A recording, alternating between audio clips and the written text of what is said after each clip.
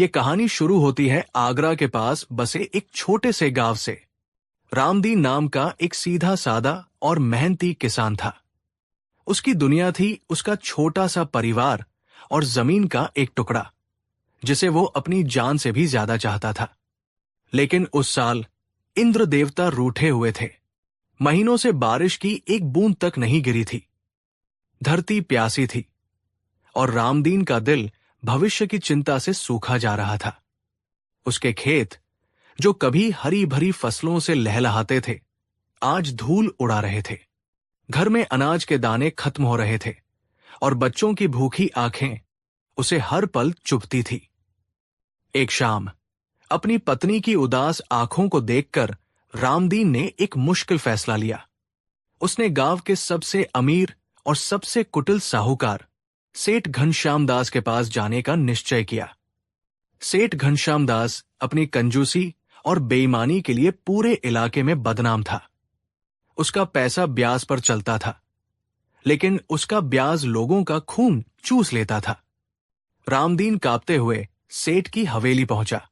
उसने हाथ जोड़कर दबी आवाज में कहा, सेठ जी, प्रणाम। घनश्याम दास ने उसे ऊपर से नीचे घमंड से देखते हुए कहा, अरे रामदीन, आज यहां कैसे आना हुआ?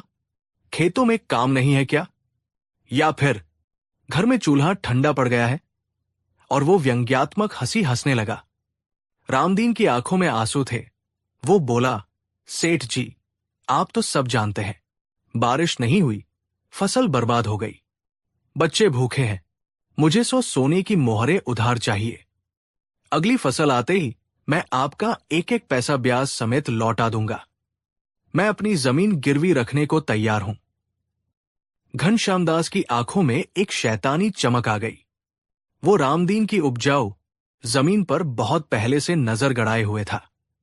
ये उसके लिए सुनहरा मौका था। उसने मन ही मन एक ऐसी कुटिल योजना बनाई जिससे सांप भी मर जाए और लाठी भी न टूटे। चेहरे पर झूठी हमदर्दी लाते हुए वो बोला, अरे रामदीन, तुम तो अपने ही आदमी हो, तुम्हारी मदद नहीं करेंगे तो किसकी करेंगे? लेकिन जमाना बहुत खराब है, कागजी कार्यवाही तो करनी ही पड़ेगी। मैं तुम्हें 100 मोहरें दूंगा, लेकिन मेरी एक शर्त है।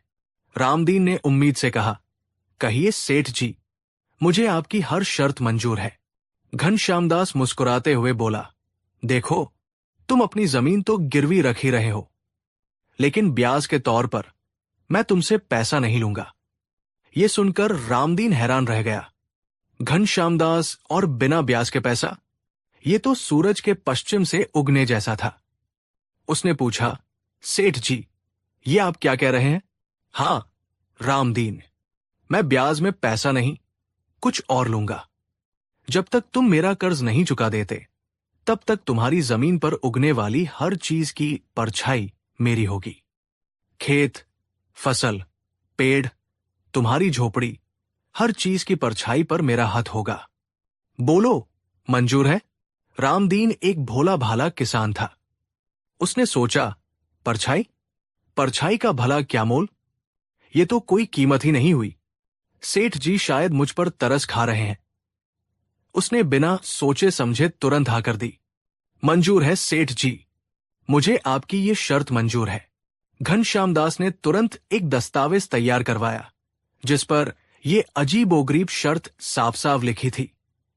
रामदीन ने बिना पढ़े उस पर अपना अंगूठा लगा दिया और 100 मोहरें लेकर खुशी खुशी घर लौट आया।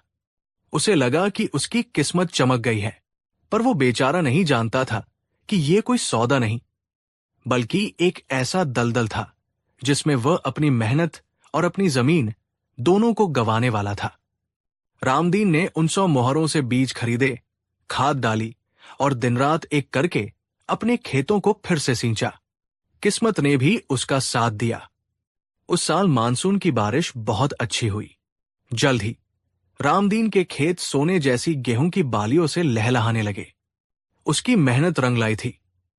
फसल इतनी अच्छी हुई थी कि उसे उम्मीद थी कि वो न सिर्फ सेठ का कर्ज चुका देगा, बल्कि अपने परिवार के लिए भी साल भर का अनाज बचा लेगा। फसल कटने का दिन आया। रामदीन और उसका परिवार सुबह से ही खेतों में काम कर रहे थे। सूरज सिर पर चढ़ आया था। दोपहर की कड़ी धूप से बचने के लिए रामदीन एक घने पेड़ की छाया में बैठकर सुस्ताने लगा। तभी घनश्याम दास अपने 2 लठैतों के साथ वहां अधमका। उसके चेहरे पर एक क्रूर मुस्कान थी। वो चिल्लाया, ए रामदीन, उठ यहां से, ये मेरी जगह है। रामदीन हक्का बक्का रह गया। उसने खड़े होकर हाथ जोड़े और कहा, सेठ जी, आप आइए, बैठिए, ये तो अपना ही खेत है। घनश्यामदास गुस्से से बोला, खबरदार, खेत तेरा होगा, लेकिन ये परछाई मेरी है। क्या तू भूल गया हमारा समझौता? इस पेड़ की छाया पर मेरा अधिकार है, तू इसमें खड़ा भी नहीं हो सकता। चल हट यहां से। रामदीन को अब जाकर उस दस्तावेज की वो अजीब शर्त याद आई, लेकिन उसे अब भी समझ नहीं आ रहा था कि सेठ ऐसा क्यों कर रहा है। उसने कहा, पर सेठ जी, ये तो बस एक परछाई है, आप इसका क्या करेंगे? घनश्यामदास अट्टहास करते हुए बोला, मैं इसका क्या करूंगा, ये तू मत सोच। ये मेरी है और मैं तुझे इसका इस्तेमाल नहीं करने दूंगा। और सुन, सिर्फ ये पेड़ ही नहीं, तेरे घर की परछाई, फसल की परछाई, हर उस चीज की परछाई जो इस जमीन पर है, वो मेरी है। अब से तू या तेरा परिवार किसी भी छाया में आराम नहीं कर सकता। तुम्हें धूप में ही काम करना होगा, धूप में ही रहना होगा। यह सुनकर रामदीन के पैरों तले जमीन खिसक गई। उसे अब समझ आया कि वो कितने बड़े जाल में फंस चुका है। घनश्यामदास का इरादा उसे परेशान करके उसे इतना मजबूर कर देना था कि वो अपनी जमीन छोड़कर भाग जाए और सेठ उस पर कब्जा कर ले। उस दिन के बाद रामदीन और उसके परिवार का जीवन नरक बन गया। जब भी वे किसी पेड़ की छाया में सुस्ताने की कोशिश करते, घनश्यामदास या उसके आदमी आकर उन्हें भगा देते। दोपहर में जब सूरज आग उगल रहा होता तो उन्हें तपती धूप में काम करना पड़ता, यहां तक कि वे अपने घर के आंगन की छाया में भी नहीं बैठ सकते थे। बच्चे गर्मी से बिलबिलाते, लेकिन कोई कुछ नहीं कर सकता था। गांव के लोग देखते थे, पर कोई भी शक्तिशाली घनश्यामदास के खिलाफ बोलने की हिम्मत नहीं करता था। रामदीन ने गांव की पंचायत में गुहार लगाई, लेकिन सेठ ने पंचों को पहले ही अपनी तरफ कर लिया था। पंचायत ने यह कहकर पल्ला झाड़ लिया कि दस्तावेज पर जो लिखा है वही सत्य है। हारकर, थककर और पूरी तरह से टूटकर रामदीन की पत्नी ने उसे एक आखिरी सलाह दी। वो रोते हुए बोली, अब एक ही रास्ता बचा है, आप आगरा जाइए, बादशाह अकबर के दरबार में। सुना है वहां उनके मंत्री बीरबल है, जो बड़े से बड़े अन्याय को भी सुलझा देते हैं। शायद वही हमारी मदद कर सके। एक आखिरी उम्मीद की किरण लेकर रामदीन ने अपनी बची खुची जमा पूंजी ली और न्याय की आस में आगरा की ओर चल पड़ा। उसे नहीं पता था कि उसका ये सफर इतिहास की सबसे यादगार कहानियों में से एक बनने वाला था। कई दिनों की मुश्किल यात्रा के बाद रामदीन आखिरकार आगरा पहुंचा। बादशाह अकबर के दरबार में प्रवेश करना आसान नहीं था, लेकिन उसकी आंखों में न्याय की प्यास और बेबसी देखकर पहरेदारों ने उसे अंदर जाने दिया। दरबार लगा हुआ था। बादशाह अकबर अपनी प्रजा की समस्याएं सुन रहे थे। जब रामदीन की बारी आई तो वो कांपते हुए आगे बढ़ा और बादशाह के कदमों में गिर पड़ा। अकबर ने गंभीरता से कहा, उठो किसान, डरो मत, बताओ क्या समस्या है? हमारे राज्य में तुम्हें किससे शिकायत है? रामदीन रोते हुए बोला, जहां पनाह, मैं लुट गया, बर्बाद हो गया। एक बेईमान साहूकार ने धोखे से मेरी जमीन की परछाई मुझसे छीन ली है। परछाई छीन ली? ये सुनते ही पूरे दरबार में कानाफूसी शुरू हो गई। खुद बादशाह अकबर भी हैरान थे। उन्होंने रामदीन से पूरी बात बताने को कहा। रामदीन ने रो रो कर अपनी पूरी आपबीती सुनाई, सूखे से लेकर कर्ज, अजीबोगरीब शर्त और घनश्याम दास के अत्याचार तक सब कुछ बता दिया। पूरी कहानी सुनकर अकबर को घनश्याम दास पर बहुत क्रोध आया, लेकिन वो भी दुविधा में पड़ गए। दस्तावेज के अनुसार रामदीन ने खुद ही अपनी मर्जी से शर्त पर अंगूठा लगाया था। कानून के हिसाब से साहूकार गलत नहीं था, लेकिन इंसानियत के नाते ये सरासर अन्याय था। अकबर ने अपने दरबारियों से पूछा, आप लोगों की इस मामले में क्या राय है? क्या इस किसान को न्याय मिल सकता है? दरबार में बैठे बड़े बड़े विद्वान और मंत्री सिर खुजलाने लगे। ये एक ऐसी पहेली थी जिसका हल किसी के पास नहीं था। एक मंत्री ने कहा, जहांपनाह, दस्तावेज के हिसाब से तो साहूकार सही है। दूसरे ने कहा, लेकिन यह तो सरासर अन्याय है।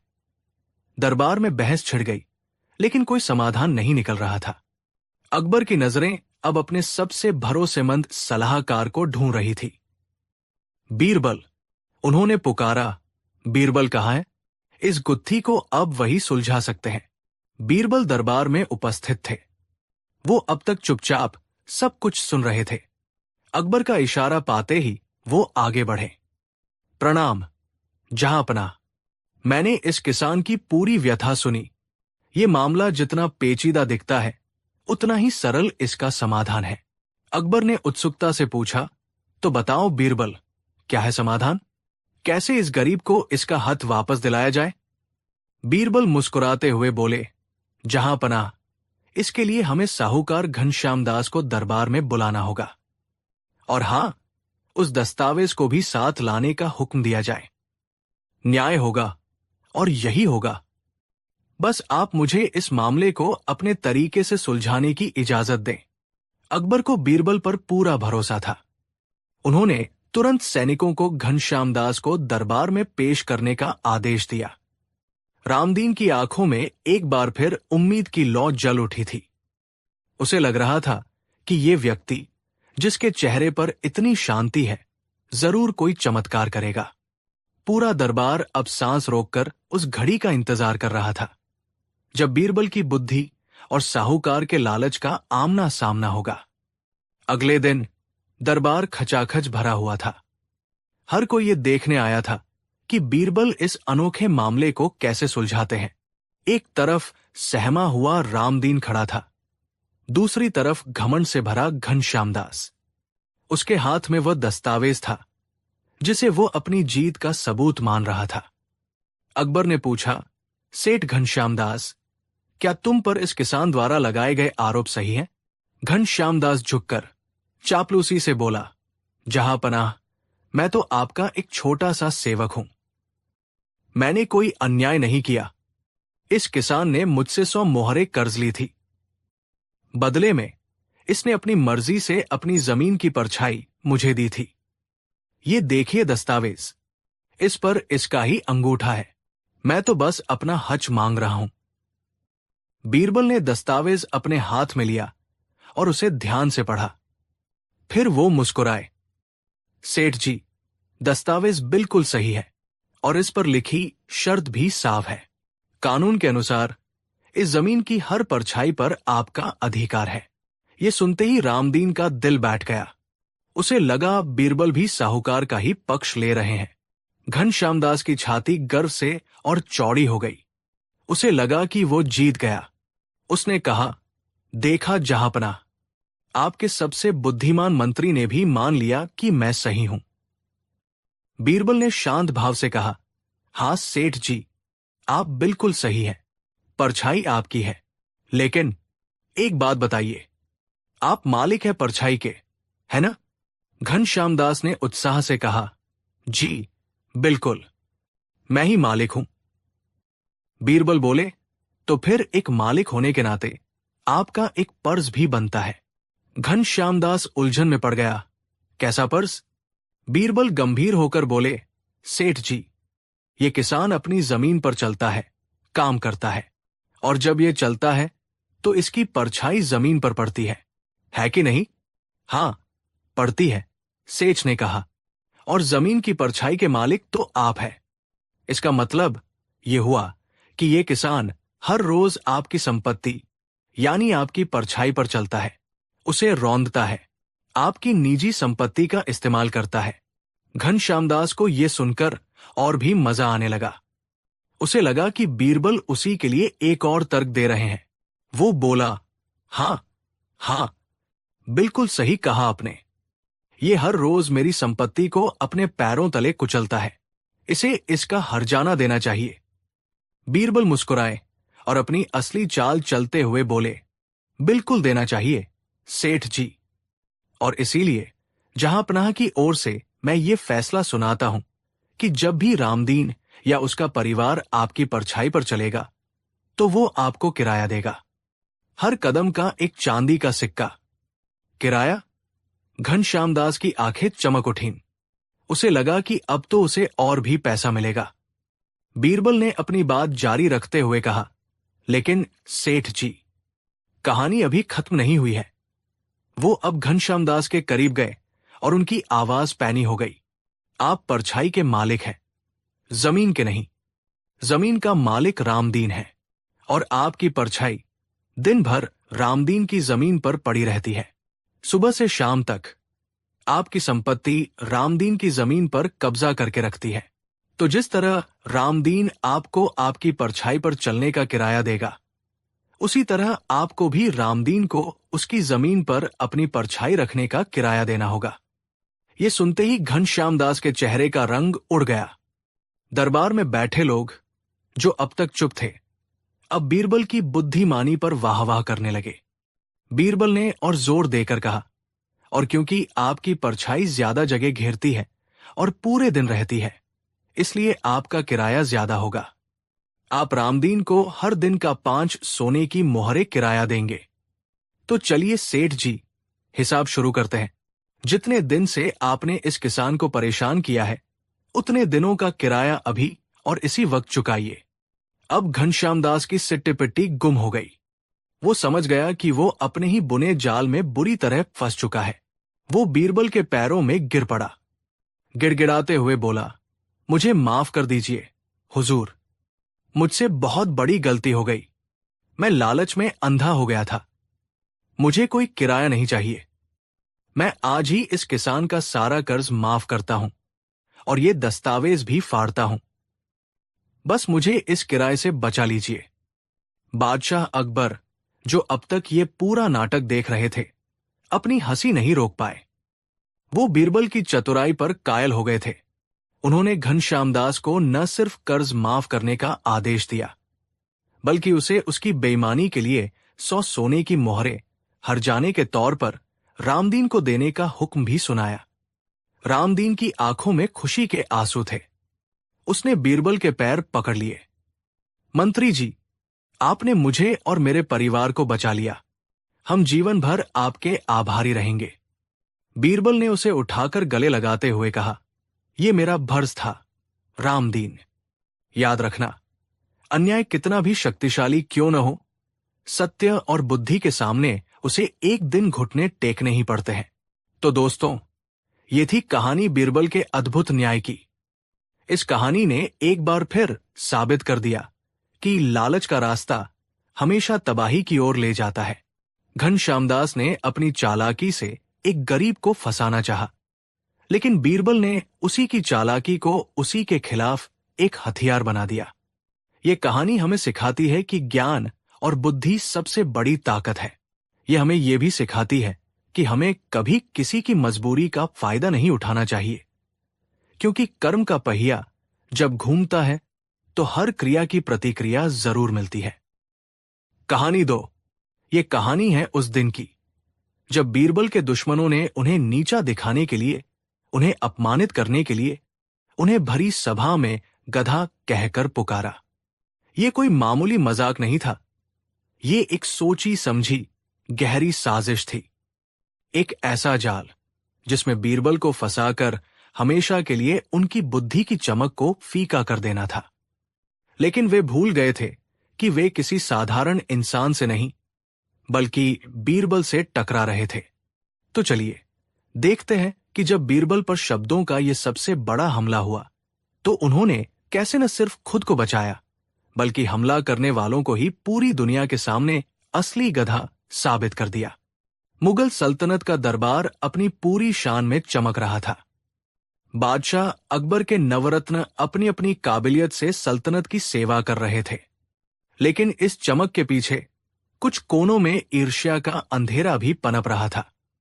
ये अंधेरा बीरबल के बढ़ते कद, उनकी हाजिर जवाबी और बादशाह के साथ उनकी गहरी दोस्ती से और भी घना होता जा रहा था।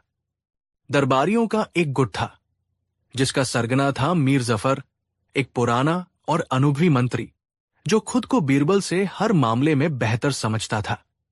उसे लगता था कि बीरबल सिर्फ चापलूसी और मजाक करके बादशाह का दिल जीतता है, जबकि असली योग्यता तो उसके जैसे पुराने वफादारों में है। मीर जफर और उसके साथी अक्सर बीरबल को नीचा दिखाने के मौके ढूंढते रहते थे, लेकिन हर बार बीरबल अपनी बुद्धि से उनके मंसूबों पर पानी फेर देते थे। एक शाम मीर जफर ने अपने कुछ खास साथियों को अपनी हवेली पर बुलाया। माहौल में एक अजीब सी गंभीरता थी। दोस्तों, मीर जफर ने कहा, अब बहुत हुआ। हम रोज इस बीरबल के हाथों जलील होते हैं। बादशाह उसकी हर बात पर वाह वाह करते हैं और हमारी सलाह को नजरअंदाज कर देते हैं। हमें कुछ ऐसा करना होगा जिससे ये हमेशा के लिए बादशाह की नजरों से गिर जाए। एक दरबारी बोला, लेकिन कैसे मीर साहब? हमने हर कोशिश करके देख ली, वो हर जाल को काट देता है। मीर जफर की आंखों में एक कुटिल चमक थी। इस बार हम ऐसा जाल बिछाएंगे जिसे वो काट नहीं पाएगा। हम उसे सीधा निशाना नहीं बनाएंगे। हम एक खेल खेलेंगे, एक ऐसा खेल जो देखने में तो मनोरंजन लगेगा, लेकिन असल में वो बीरबल के लिए एक अपमान का फंदा होगा। सब उत्सुकता से सुनने लगे। मीर जफर ने अपनी योजना बताई। हम कल दरबार में बादशाह के सामने एक खेल का प्रस्ताव रखेंगे। खेल का नाम होगा गुणों का दर्पण। इस खेल में हर दरबारी दूसरे दरबारी के गुणों को देखकर उसकी तुलना किसी जानवर से करेगा। जैसे कोई शेर की तरह बहादुर है तो कोई लोमड़ी की तरह चालाक। ये खेल बादशाह को जरूर पसंद आएगा, क्योंकि उन्हें ऐसी बौद्धिक चीजें अच्छी लगती हैं।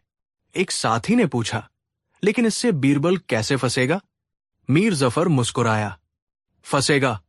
जब बीरबल की बारी आएगी तो हम सब मिलकर उसकी तुलना एक गधे से करेंगे, और हम इसका कारण भी ऐसा बताएंगे कि बादशाह भी इनकार नहीं कर पाएंगे। हम कहेंगे कि गधा मेहनत का प्रतीक है, वो अपने मालिक का बोझ बिना शिकायत उठाए चलता है, वो स्वामी भक्त होता है। ये सारे गुण बीरबल में भी हैं, वह भी तो बादशाह का बोझ उठाते हैं। हमारी बात में तर्क होगा, इसलिए बादशाह हमें रोक नहीं पाएंगे। और एक बार जब पूरी सभा के सामने उसे गधा कह दिया जाएगा तो उसका सारा मान सम्मान मिट्टी में मिल जाएगा। वह या तो चुपचाप अपमान सहेगा या फिर गुस्सा करके बादशाह की नाराजगी मोल लेगा। दोनों ही सूरतों में जीत हमारी होगी। ये योजना सुनकर सभी साजिशकर्ताओं के चेहरे खिल उठे। ये एक अचूक योजना थी, एक ऐसा मनोवैज्ञानिक हमला जिससे बचना बीरबल के लिए लगभग नामुमकिन था। अगले दिन दरबार लगा। माहौल खुशनुमा था। सही मौका देखकर मीर जफर अपनी जगह से उठा। जहांपनाह, उसने अदब से कहा, रोज रोज के राजकाज से मन ऊब जाता है। अगर आपकी इजाजत हो तो आज दरबार में एक मनोरंजक और ज्ञानवर्धक खेल खेला जाए। अकबर हमेशा ऐसी नई चीजों के लिए तैयार रहते थे। जरूर, बताओ कैसा खेल? मीर जफर ने अपनी योजना बताई। हुजूर, खेल का नाम है गुणों का दर्पण। हम सब एक दूसरे के व्यक्तित्व को देखकर उनकी तुलना किसी जानवर से करेंगे जो उनके स्वभाव से सबसे ज्यादा मेल खाता हो। इससे मनोरंजन भी होगा और हमें एक दूसरे को बेहतर समझने का मौका भी मिलेगा। अकबर को यह विचार बहुत पसंद आया। वाह, ये तो बहुत दिलचस्प है। शुरू किया जाए। खेल शुरू हुआ। दरबारियों ने एक दूसरे की तारीफों के पुल बांधने शुरू कर दिए। एक ने सेनापति की ओर इशारा करते हुए कहा, हमारे सेनापति जी एक गरजते हुए शेर की तरह हैं, जिनकी दहाड़ से दुश्मन कांप उठते हैं। दूसरे ने खजांची के लिए कहा, और हमारे खजांची जी एक चींटी की तरह हैं, जो मेहनत से एक एक दाना जोड़कर शाही खजाने को भरते हैं। किसी ने एक मंत्री को बाज कहा, जिसकी नजरें बहुत तेज थी। तो किसी ने दूसरे को हाथी कहा, जो अपनी चाल में मस्त और शक्तिशाली था। माहौल तारीफों और तालियों से गूंज रहा था। बीरबल चुपचाप ये सब देख रहे थे। वो मीर जफर और उसके साथियों के चेहरों पर छिपी मुस्कान को पच सकते थे और समझ गए थे कि ये खेल उनके लिए ही रचा गया है। अंत में मीर जफर खड़ा हुआ। उसकी नजरें सीधे बीरबल पर थी। जहांपनाह, उसने कहा, अब मैं आपके सबसे प्रिय सलाहकार बीरबल जी के बारे में कुछ कहना चाहता हूं। पूरा दरबार शांत हो गया। सबको पता था कि अब असली खेल शुरू होने वाला है। मीर जफर ने एक पल का नाटकीय विराम लिया और फिर बोला, मेरी नजर में बीरबल जी की सबसे सटीक तुलना एक गधे से की जा सकती है।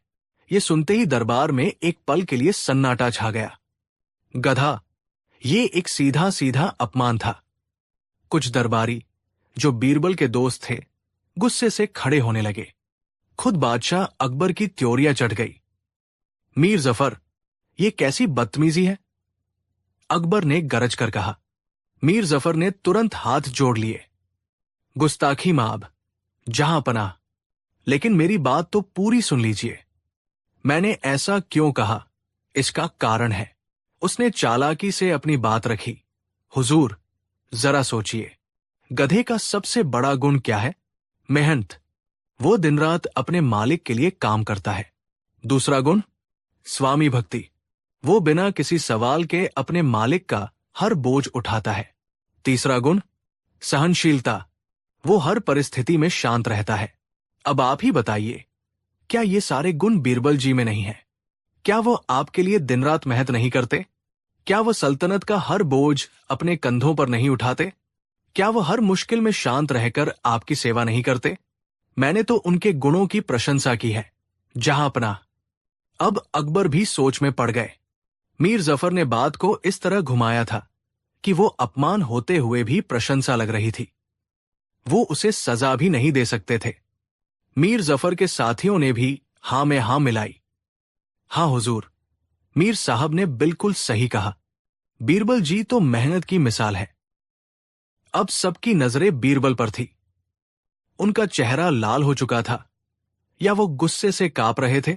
नहीं, बीरबल के चेहरे पर न गुस्सा था, न अपमान का भाव। उनके होठों पर एक बहुत ही रहस्यमयी मुस्कान थी। बीरबल अपनी जगह से उठे।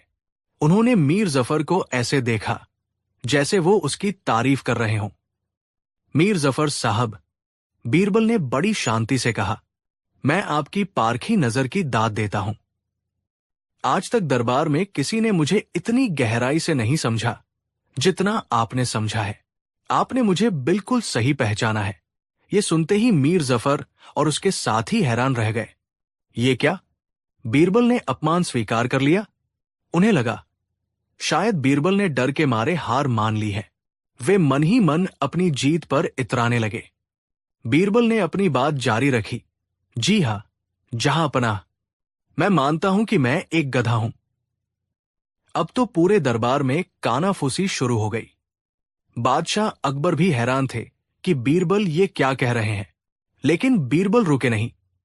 उन्होंने एक नाटकीय अंदाज में कहा, लेकिन मैं कोई साधारण मामूली गधा नहीं हूं जिसे आप सड़कों पर देखते हैं। सबकी उत्सुकता बढ़ गई। बीरबल ने अपनी आवाज में एक रहस्य घोलते हुए कहा, मैं एक बहुत ही विशेष नस्ल का, एक बहुत ही दुर्लभ प्रजाति का गधा हूं। हम जैसे गधे सदियों में एक बार पैदा होते हैं। हमारी बुद्धि और समझ आम इंसानों से भी ज्यादा होती है। मीर जफर ने हंसते हुए कहा, अच्छा, तो क्या खासियत है तुम्हारी इस विशेष नस्ल में? उसे लगा कि बीरबल अब कहानियां गढ़ रहे हैं। अब बीरबल ने अपना तुरुप का इक्का फेंका। उन्होंने कहा, हमारी सबसे बड़ी खासियत और हमारी सबसे बड़ी पहचान यह है कि हमें पहचान भी सिर्फ हमारे ही जैसे दूसरे गधे सकते हैं। एक पल, दो पल, तीन पल, दरबार में गहरा सन्नाटा छा गया। लोग बीरबल के कहे वाक्य का मतलब समझने की कोशिश कर रहे थे। और फिर जैसे ही मतलब समझ में आया, एक दरबारी अपनी हंसी नहीं रोक पाया। फिर दूसरा, फिर तीसरा, और देखते ही देखते पूरा का पूरा दरबार, यहां तक कि खुद बादशाह अकबर भी जोर जोर से ठहाके लगाकर हंसने लगे। हंसी का ऐसा फव्वारा छूटा कि दरबार की दीवारें भी हिलने लगी। अब असली तस्वीर शीशे की तरह साफ थी। बीरबल ने बड़ी ही चतुराई से ये कह दिया था कि चूंकि मीर जफर और उसके साथियों ने मुझे गधा कहकर पहचाना है, इसका मतलब वे खुद भी गधे ही हैं। उन्होंने अपमान को स्वीकार नहीं किया था, बल्कि उसे एक शीशे की तरह वापस अपने दुश्मनों की तरफ मोड़ दिया था। उन्होंने एक ऐसा तर्क दिया था जिसे कोई काट नहीं सकता था। उन्होंने मीर जफर की पारखी नजर की तारीफ करके उसी की नजर से उसे और उसके साथियों को गधा साबित कर दिया था। मीर जफर और उसके साथियों के चेहरे का रंग उड़ गया था। जो चेहरे कुछ देर पहले जीत की खुशी से चमक रहे थे, अब वे शर्म, अपमान और गुस्से से लाल हो चुके थे। वे समझ गए थे कि वे बीरबल को फंसाने चले थे, लेकिन अपने ही बिछाए जाल में बुरी तरह फंस गए हैं। उनका अपना ही खेल, उनका अपना ही हथियार अब उन्हीं पर उल्टा पड़ चुका था। वे भरी सभा में खुद को गधा साबित करवा बैठे थे। बादशाह अकबर हंसते हंसते लोटपोट हो रहे थे। उन्होंने अपनी जिंदगी में इतना मजेदार और बुद्धिमानी भरा जवाब नहीं सुना था। जब उनकी हंसी कुछ थमी तो उन्होंने मीर जफर की ओर देखा, जो सिर झुकाए खड़ा था। क्यों मीर जफर? अकबर ने अपनी हंसी रोकते हुए कहा। अब कुछ और कहना है तुम्हें अपनी प्रजाति के बारे में? मीर जफर और उसके साथी शर्म से पानी पानी हो गए। उनके पास कहने के लिए एक शब्द भी नहीं था। अकबर ने बीरबल की पीठ थपथपाई। मान गए बीरबल, तुम सच में लाजवाब हो। तुमने आज ये साबित कर दिया कि बुद्धिमान व्यक्ति अपमान को भी सम्मान में बदल सकता है। तुमने न सिर्फ अपनी इज्जत बचाई, बल्कि इन नासमझों को ऐसा सबक सिखाया है जिसे ये जिंदगी भर नहीं भूलेंगे। बादशाह ने मीर जफर और उसके साथियों को उनकी इस ओछी हरकत के लिए कड़ी फटकार लगाई और उन्हें दरबार से कुछ दिनों के लिए निलंबित कर दिया। तो दोस्तों, ये थी कहानी उस दिन की जब बीरबल ने अपनी अद्वितीय बुद्धि से न सिर्फ खुद को गधा साबित होने से बचाया, बल्कि अपने दुश्मनों को ही आईना दिखा दिया। ये कहानी हमें एक बहुत बड़ी सीख देती है। जीवन में कई बार लोग आपको शब्दों से, तानों से या अपमान से नीचा दिखाने की कोशिश करेंगे। ऐसे में गुस्सा करना या निराश होना एक आसान रास्ता है, लेकिन असली जीत तब होती है जब आप अपने दिमाग का इस्तेमाल करते हैं, जब आप सामने वाले की नकारात्मकता को ही उसकी हार का हथियार बना देते हैं। बीरबल ने हमें सिखाया कि सबसे बड़ा हथियार शारीरिक बल नहीं, बल्कि मानसिक बल और हाजिर जवाबी है। उन्होंने ये भी दिखाया कि किसी भी परिस्थिति को अपने पक्ष में कैसे मोड़ा जा सकता है। आपको बीरबल का ये जवाब कैसा लगा? क्या आपके पास भी कोई ऐसा अनुभव है जहां आपने अपनी बुद्धि से किसी मुश्किल स्थिति को संभाला हो? हमें कमेंट सेक्शन में जरूर बताइए। कहानी 3। ये उन दिनों की बात है जब मुगल सल्तनत का सूरज पूरी दुनिया में चमक रहा था। बादशाह अकबर एक के बाद एक सफलताएं हासिल कर रहे थे और उनका खजाना भी भरा हुआ था।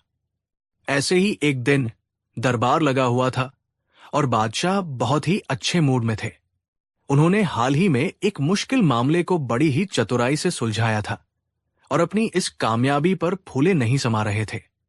दरबारियों, अकबर ने अपनी गूंजती हुई आवाज में कहा, आज हमें यह एहसास हो रहा है कि ईश्वर ने हमें सिर्फ सल्तनत ही नहीं, बल्कि एक तेज दिमाग भी बख्शा है। हमें लगता है कि इस पूरी दुनिया में कोई ऐसा व्यक्ति नहीं है जो हमें धोखा दे सके या हमें मूर्ख बना सके। दरबारी तुरंत चापलूसी में लग गए। बिल्कुल जहांपना, आपकी बुद्धि का कोई सानी नहीं। आप तो अक्ल के बादशाह हैं, हुजूर। अकबर की नजरें बीरबल पर पड़ी, जो हमेशा की तरह शांत खड़े मंद मंद मुस्कुरा रहे थे। अकबर को उनकी ये खामोश मुस्कान थोड़ी अखरी। क्यों बीरबल? अकबर ने कहा, तुम चुप क्यों हो? क्या तुम हमारी बात से सहमत नहीं हो? क्या तुम्हें लगता है कि कोई हमें बेवकूफ बना सकता है? बीरबल ने अदब से सिर झुकाया। जहांपना, आप यकीनन इस सल्तनत के सबसे बुद्धिमान व्यक्ति हैं, लेकिन इंसान चाहे कितना भी बुद्धिमान क्यों न हो, वो कभी न कभी चूक कर ही जाता है। हालात और परिस्थितियां किसी को भी मूर्ख बना सकती है। अकबर को यह सुनकर गुस्सा आ गया। ये उनके घमंड पर सीधी चोट थी। हालात, परिस्थितियां? बीरबल, तुम कहना क्या चाहते हो? क्या तुम हमें मूर्ख बना सकते हो? ये एक सीधी चुनौती थी। दरबार में सन्नाटा छा गया। बीरबल के दुश्मन मन ही मन खुश हो रहे थे। उन्हें लगा, आज बीरबल फंस गया। अगर वो न कहता है तो ये बादशाह की तौहीन होगी, और अगर ना कहता है तो वो अपनी ही बात से मुकर जाएगा। बीरबल ने एक पल सोचा और फिर बड़ी ही चतुराई से जवाब दिया, मैं आपको मूर्ख बनाने की जुर्रत कैसे कर सकता हूं? जहांपना, मैं तो आपका सेवक हूं। लेकिन हां, अगर आप खुद मूर्ख बनना चाहें तो दुनिया की कोई ताकत आपको रोक नहीं सकती। ये जवाब सुनकर अकबर और भी चिढ़ गए। हम क्यों मूर्ख बनना चाहेंगे? बीरबल, बातें मत घुमाओ। हम तुम्हें चुनौती देते हैं। अगर तुम में हिम्मत है तो हमें बेवकूफ बनाकर दिखाओ। अगर तुम कामयाब हो गए तो हम तुम्हें 10,000 सोने की मोहरें इनाम में देंगे, और अगर नाकाम हुए तो तुम्हें 6 महीने के लिए देश निकाला दे दिया जाएगा। अब ये एक बहुत बड़ा दाव था। बीरबल का पूरा करियर और उनकी इज्जत दाव पर लग चुकी थी। बीरबल ने चुनौती स्वीकार कर ली। मंजूर है जहांपना, लेकिन मेरी एक शर्त है। आप इस चुनौती के बारे में किसी को नहीं बताएंगे, और जब मैं अपना काम कर रहा होऊंगा तो आप मुझ पर कोई सवाल नहीं उठाएंगे। अकबर ने हंसते हुए कहा, मंजूर है। हम भी तो देखें कि तुम ऐसा क्या करते हो। दरबार खत्म हो गया। बीरबल के दुश्मन जश्न मना रहे थे। उन्हें यकीन था कि बीरबल का आगरा से जाना अब तय है।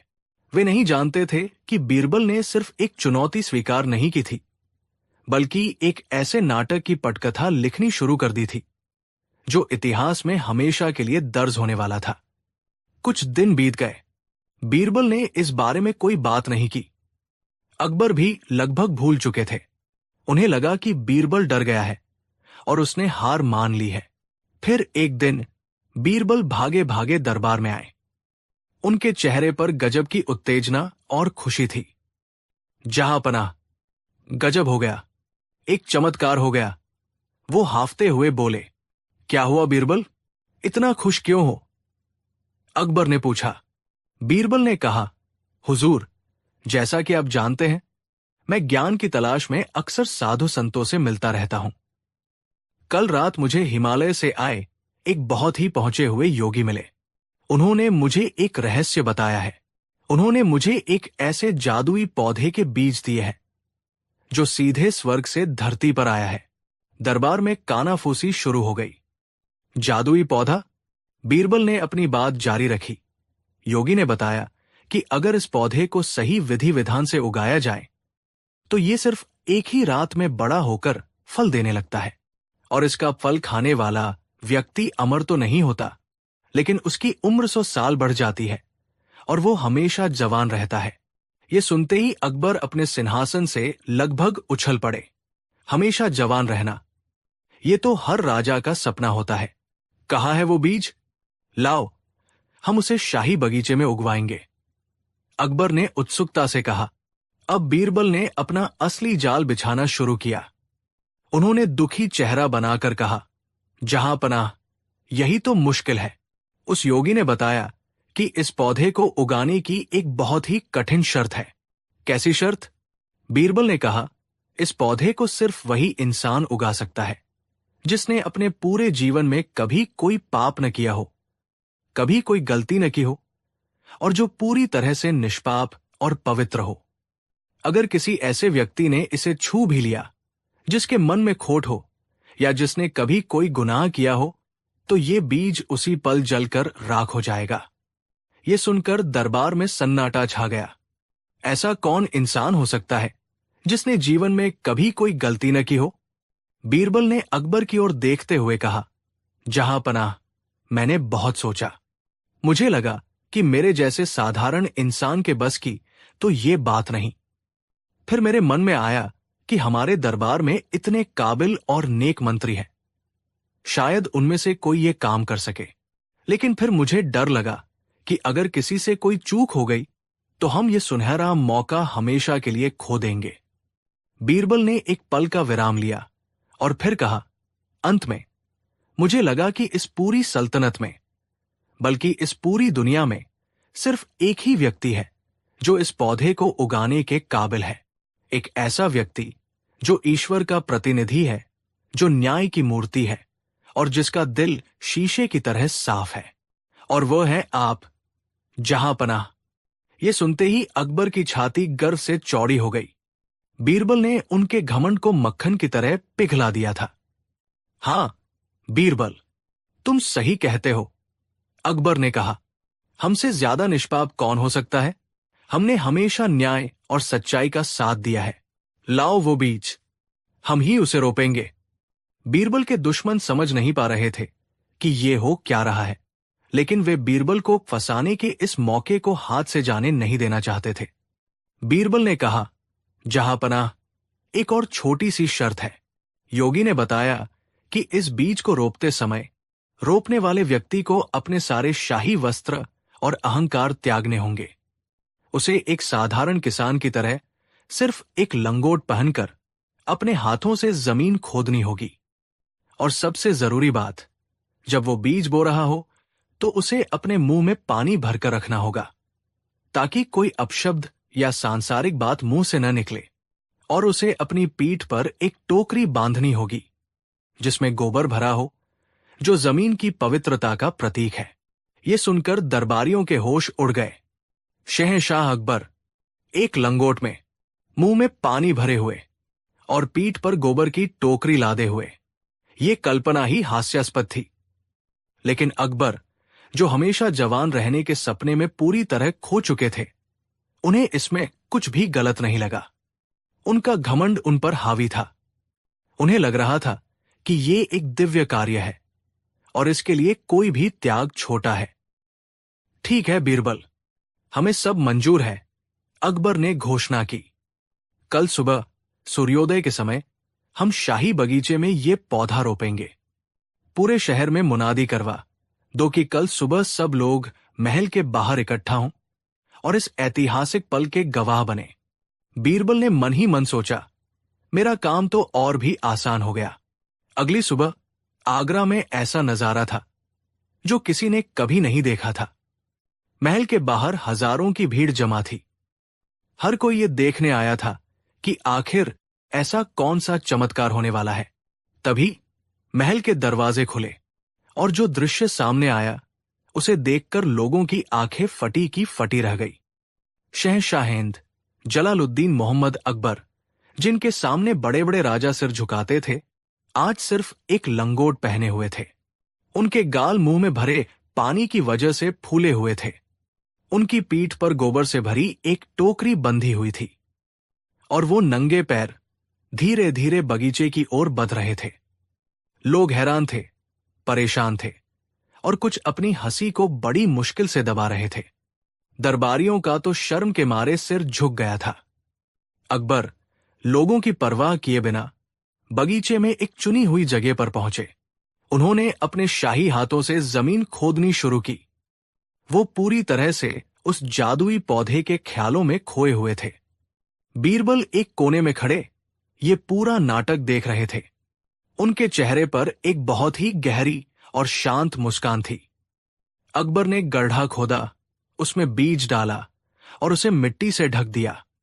फिर वो खड़े होकर इंतजार करने लगे कि कब पौधा उगेगा। 1 मिनट बीता, 5 मिनट, 10 मिनट। जब कुछ नहीं हुआ तो अकबर को थोड़ी बेचैनी हुई। उन्होंने बीरबल की ओर देखा। बीरबल ने उन्हें शांत रहने का इशारा किया। आधा घंटा बीत गया। अब अकबर का सब्र जवाब दे रहा था। उन्होंने अपने मुंह में भरा पानी थूक दिया। बीरबल, वो गुस्से से चिल्लाए, ये क्या मजाक है? पौधा क्यों नहीं उग रहा? कहाँ है वो योगी? अब बीरबल का इंतजार खत्म हुआ था। वो धीरे धीरे चलकर अकबर के पास आए। उन्होंने बड़ी शांति से कहा, जहांपनाह, कोई योगी नहीं था और न ही कोई जादुई बीज है। ये सुनते ही अकबर के पैरों तले जमीन खिसक गई। क्या? तो फिर ये सब क्या था? बीरबल ने अदब से सिर झुकाया और कहा, यह सब आपकी उस चुनौती का जवाब था। जहां अपना। अकबर को याद आया, हमें बेवकूफ बनाकर दिखाओ। बीरबल ने कहा, आपने कहा था कि आपको कोई मूर्ख नहीं बना सकता, लेकिन आज आपने खुद को ही मूर्ख साबित कर दिया। आपने सिर्फ एक अनसुनी कहानी पर हमेशा जवान रहने के लालच में अपनी बुद्धि, अपना विवेक, सब कुछ ताक पर रख दिया। आपने ये भी नहीं सोचा कि एक शहंशाह का इस तरह अपनी प्रजा के सामने आना कितना हास्यास्पद है। मैंने आपको मूर्ख नहीं बनाया, जहां पना। आपके घमंड और आपके लालच ने आपको मूर्ख बनाया है। अब अकबर को पूरी बात समझ में आई। उनका चेहरा शर्म और ग्लानि से लाल हो गया। उन्होंने चारों ओर देखा। हजारों आंखें उन्हें घूर रही थी। वो दुनिया के सबसे शक्तिशाली इंसान थे, लेकिन उस पल वो दुनिया के सबसे बड़े बेवकूफ लग रहे थे। उनका गुस्सा भड़क उठा। बीरबल, तुम्हारी ये हिम्मत! तुमने हमारा तमाशा बना दिया। हम तुम्हें सजा देंगे। बीरबल ने कहा, आप मुझे जो चाहें सजा दे सकते हैं, जहां पना। लेकिन क्या आप 10,000 सोने की मोहरें हारना स्वीकार करते हैं? ये सुनकर अकबर चुप हो गए। उन्हें अपनी चुनौती और अपना वादा याद आ गया। वो शर्त हार चुके थे। बीरबल ने अपनी बात पूरी की। मेरा मकसद आपका अपमान करना नहीं था, जहां पना। मेरा मकसद सिर्फ आपको यह दिखाना था कि इंसान चाहे कितना भी बड़ा क्यों न हो जाए, उसे कभी ये नहीं भूलना चाहिए कि वो गलतियां कर सकता है। घमंड और लालच बुद्धि के सबसे बड़े दुश्मन हैं।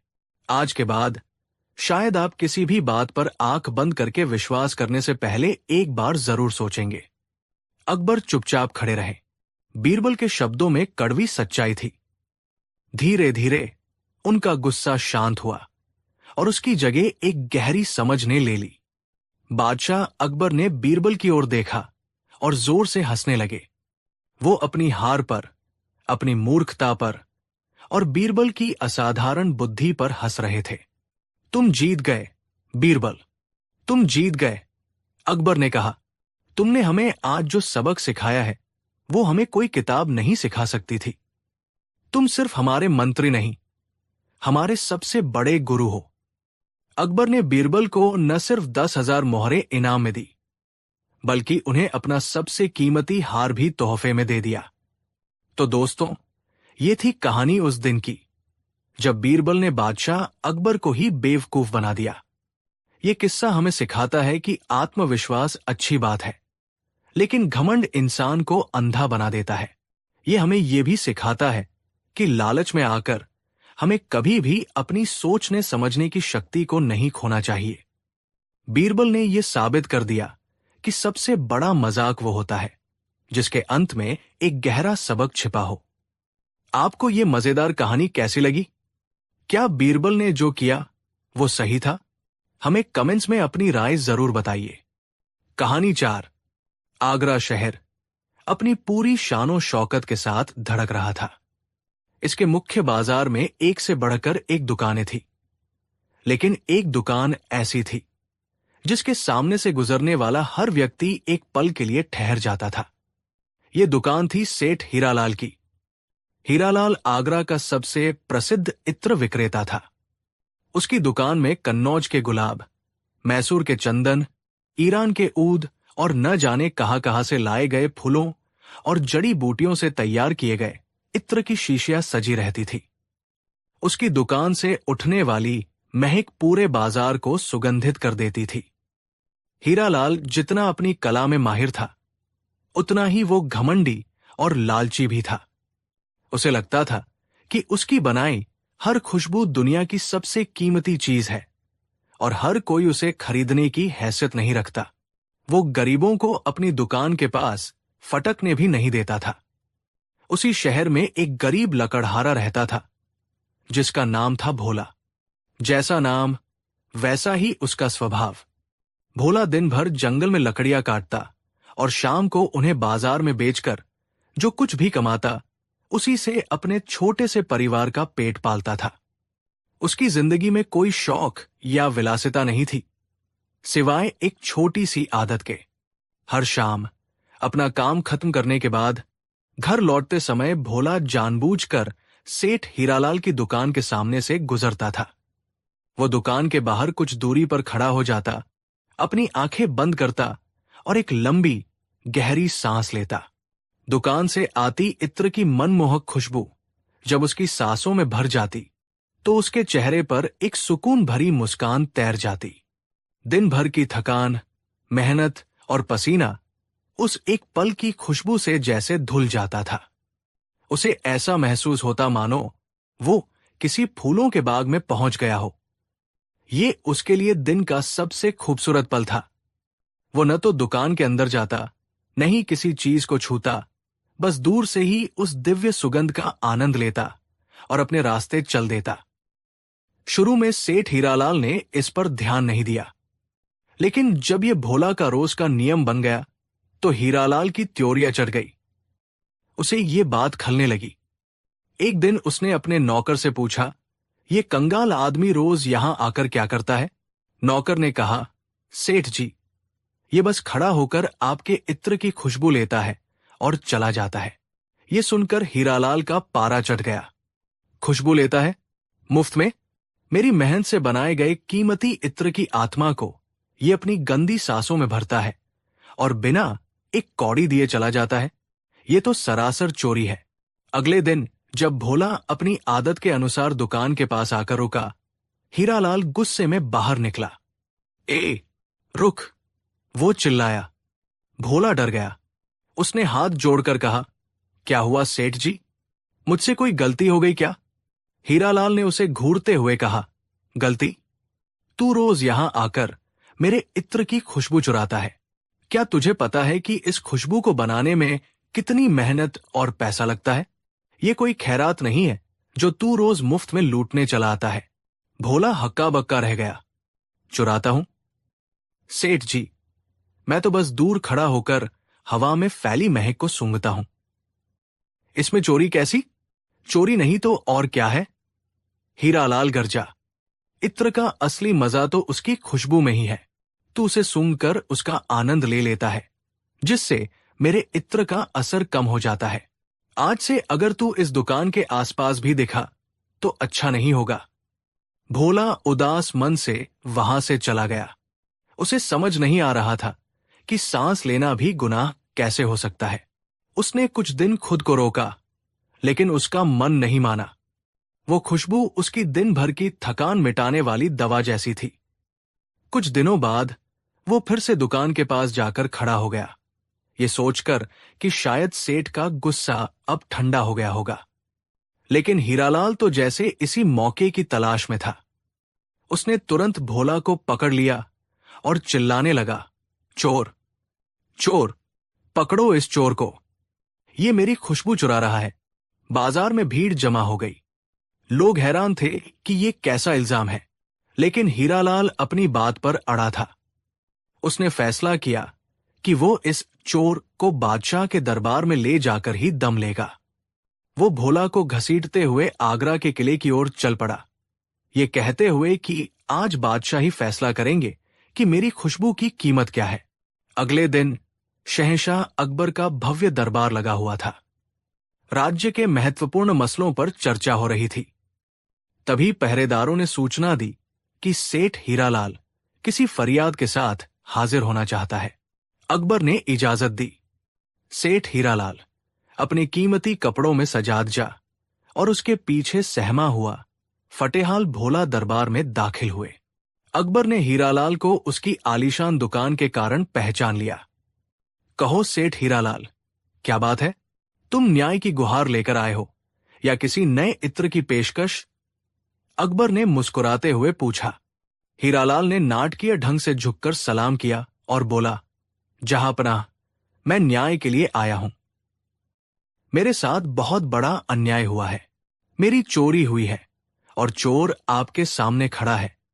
उसने भोला की ओर इशारा किया। पूरा दरबार भोला की दयनीय हालत देखकर हैरान था।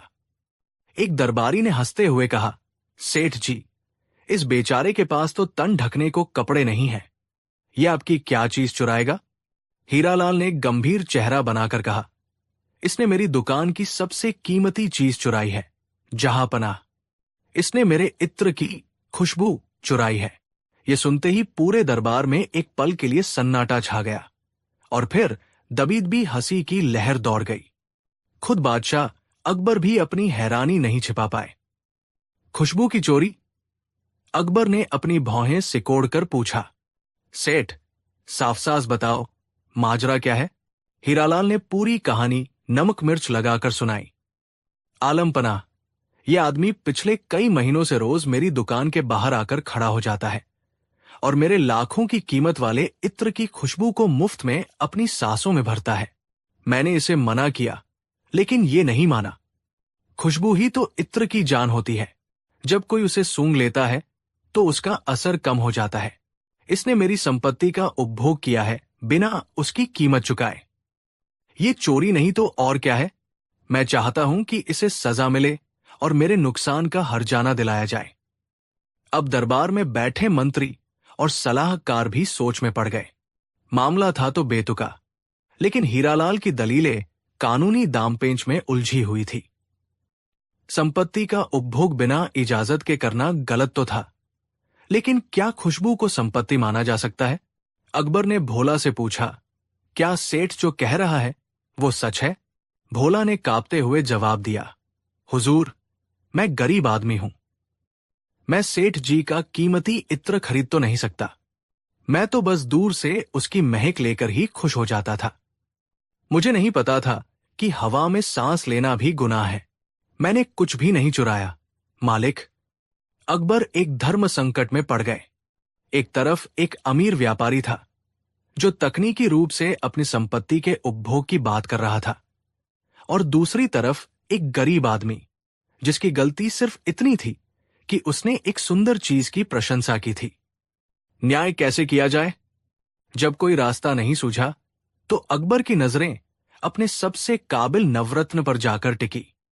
बीरबल, अकबर ने पुकारा, इस अजीब मुकदमे पर तुम्हारी क्या राय है? क्या खुशबू की चोरी हो सकती है? और अगर हां, तो उसका न्याय कैसे होगा? दरबार में मौजूद हर व्यक्ति अब बीरबल की ओर देखने लगा। बीरबल, जो अब तक शांत खड़े सब कुछ सुन रहे थे, मुस्कुराते हुए आगे बढ़े। उन्होंने बादशाह को सलाम किया और फिर सेठ हीरालाल की ओर मुड़े। सेठ जी, आपकी शिकायत बहुत गंभीर है, बीरबल ने कहा, और जहांपनाह का दरबार हर किसी को न्याय देने के लिए है। लेकिन न्याय करने से पहले हमें नुकसान का सही अंदाजा लगाना होगा। क्या आप बता सकते हैं कि इस आदमी ने आपकी कितनी कीमत की खुशबू का आनंद लिया है? हीरालाल ने सोचा, ये तो मेरे पक्ष में जा रहा है। उसने तुरंत कहा, हुजूर, ये पिछले 6 महीनों से रोज आ रहा है। मेरे हिसाब से इसने कम से कम 100 सोने की मोहरों के बराबर की खुशबू का उपभोग कर लिया है। बीरबल ने सिर हिलाया। ठीक है, 100 सोने की मोहरें। जहांपनाह, मुझे इस मामले में फैसला सुनाने के लिए कल तक का समय चाहिए। कल सेठ हीरालाल और ये गरीब आदमी दोनों फिर से दरबार में हाजिर हों। न्याय जरूर होगा। अकबर ने इजाजत दे दी। हीरालाल खुशी खुशी दरबार से गया, ये सोचकर कि कल उसे 100 सोने की मोहरें मिलेंगी। वही भोला का दिल बैठा जा रहा था। उसे लगा कि अब उसे कोई नहीं बचा सकता। 100 सोने की मोहरें तो उसने अपने पूरे जीवन में नहीं देखी थी। अगले दिन दरबार फिर से लगा। लोगों में कल के मुकदमे को लेकर भारी उत्सुकता थी।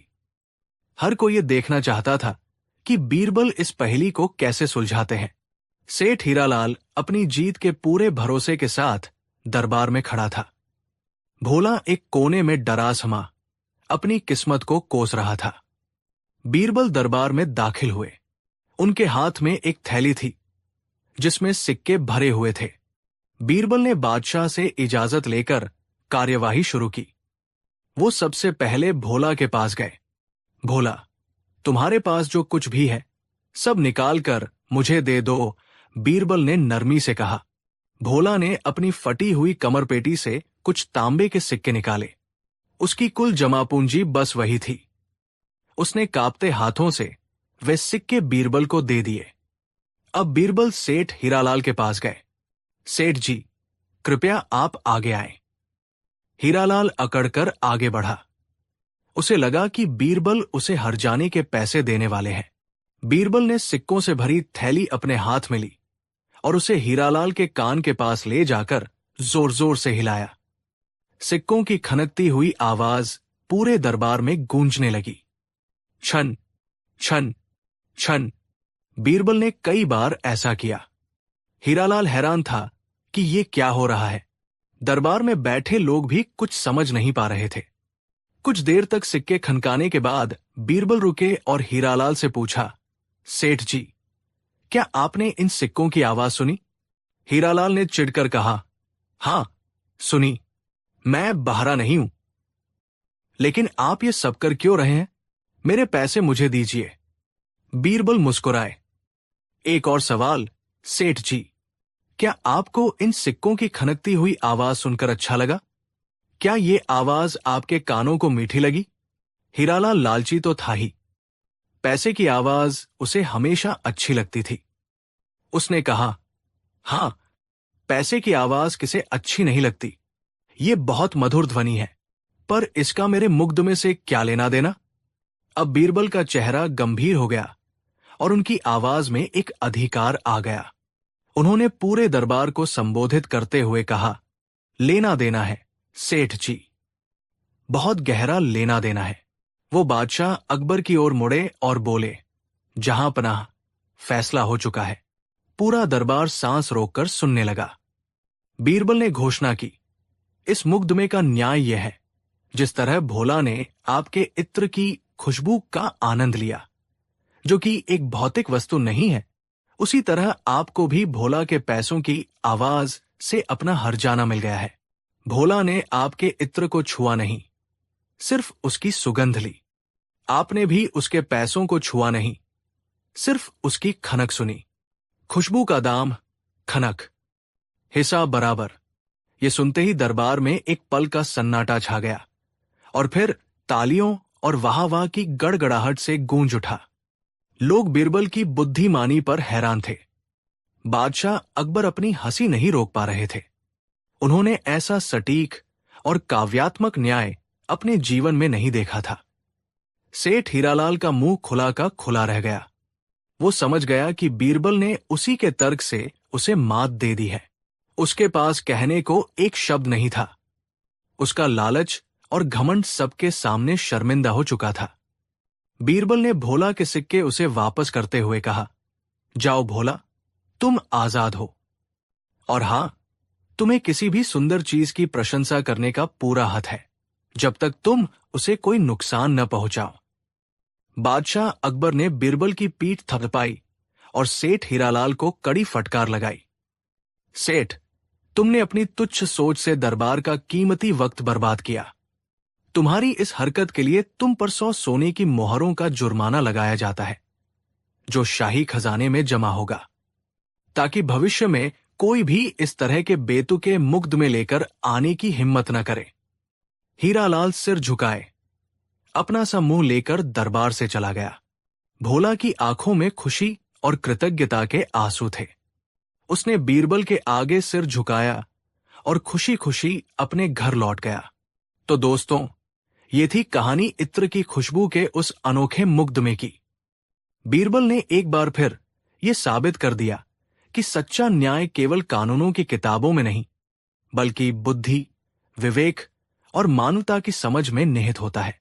उन्होंने सिखाया कि लालच इंसान को अंधा और हास्यास्पद बना देता है, जबकि मासूमियत और सच्चाई को कोई पराजित नहीं कर सकता। ये कहानी हमें एक बहुत गहरी सीख देती है। दुनिया में कुछ चीजें ऐसी होती हैं जिनकी कोई कीमत नहीं लगाई जा सकती, जैसे फूलों की महक, सूरज की रोशनी या किसी की मुस्कान। इन पर किसी एक का अधिकार नहीं हो सकता। ये कुदरत के वो तोहफे हैं जिनका आनंद लेने का हक हर किसी को है। आपको बीरबल का ये अनोखा न्याय कैसा लगा? क्या आपके जीवन में भी कोई ऐसा अनुभव है जहां किसी ने बेतुकी बात पर अपना हक जताया हो? हमें नीचे कमेंट सेक्शन में जरूर बताइए। कहानी 5। एक दिन बादशाह अकबर अपने दीवान खास में बैठे थे। बाहर मौसम सुहाना था, लेकिन बादशाह का मन किसी गहरी सोच में डूबा हुआ था। वो रोज रोज के राजकाज, हिसाब किताब और शिकायतों से ऊब चुके थे। उनका मन कुछ नया, कुछ अलग और कुछ चुनौतीपूर्ण चाहता था, जो उनके दिमाग को झकझोर कर रखते।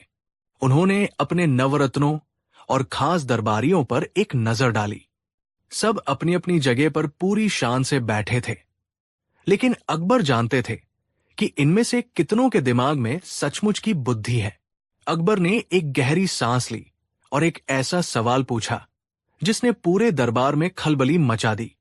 दरबारियों, बादशाह की गंभीर आवाज गूंजी, आज हम राजकाज की बातें नहीं करेंगे। आज हम ज्ञान और समझ की बात करेंगे। हम ये जानना चाहते हैं कि मेरे राज्य में, या यूं कहो कि पूरी दुनिया में, सबसे बदसूरत चीज क्या है। ये सवाल किसी तीर की तरह दरबारियों के कानों में लगा। सब एक दूसरे का मुंह ताकने लगे। सबसे बदसूरत चीज, ये कैसा सवाल था? किसी ने सोचा, क्या बादशाह किसी बदशक्ल इंसान की बात कर रहे हैं? किसी ने सोचा, शायद किसी सड़े हुए जानवर की। एक दरबारी, जो खुद को बहुत बुद्धिमान समझता था, हिम्मत करके खड़ा हुआ। जहां अपना, मेरे ख्याल से दुनिया की सबसे बदसूरत चीज एक सड़ा हुआ शव है, जिससे भयानक दुर्गंध आती हो और जिसे देखकर किसी को भी उल्टी आ जाए। अकबर ने सिर हिलाया। नहीं, ये जवाब अधूरा है। शव तो मृत्यु के बाद की एक अवस्था है, उसमें जीवन नहीं होता। हम किसी ऐसी चीज की बात कर रहे हैं जो जीवित अवस्था में भी घृणा पैदा करे। दूसरा दरबारी खड़ा हुआ।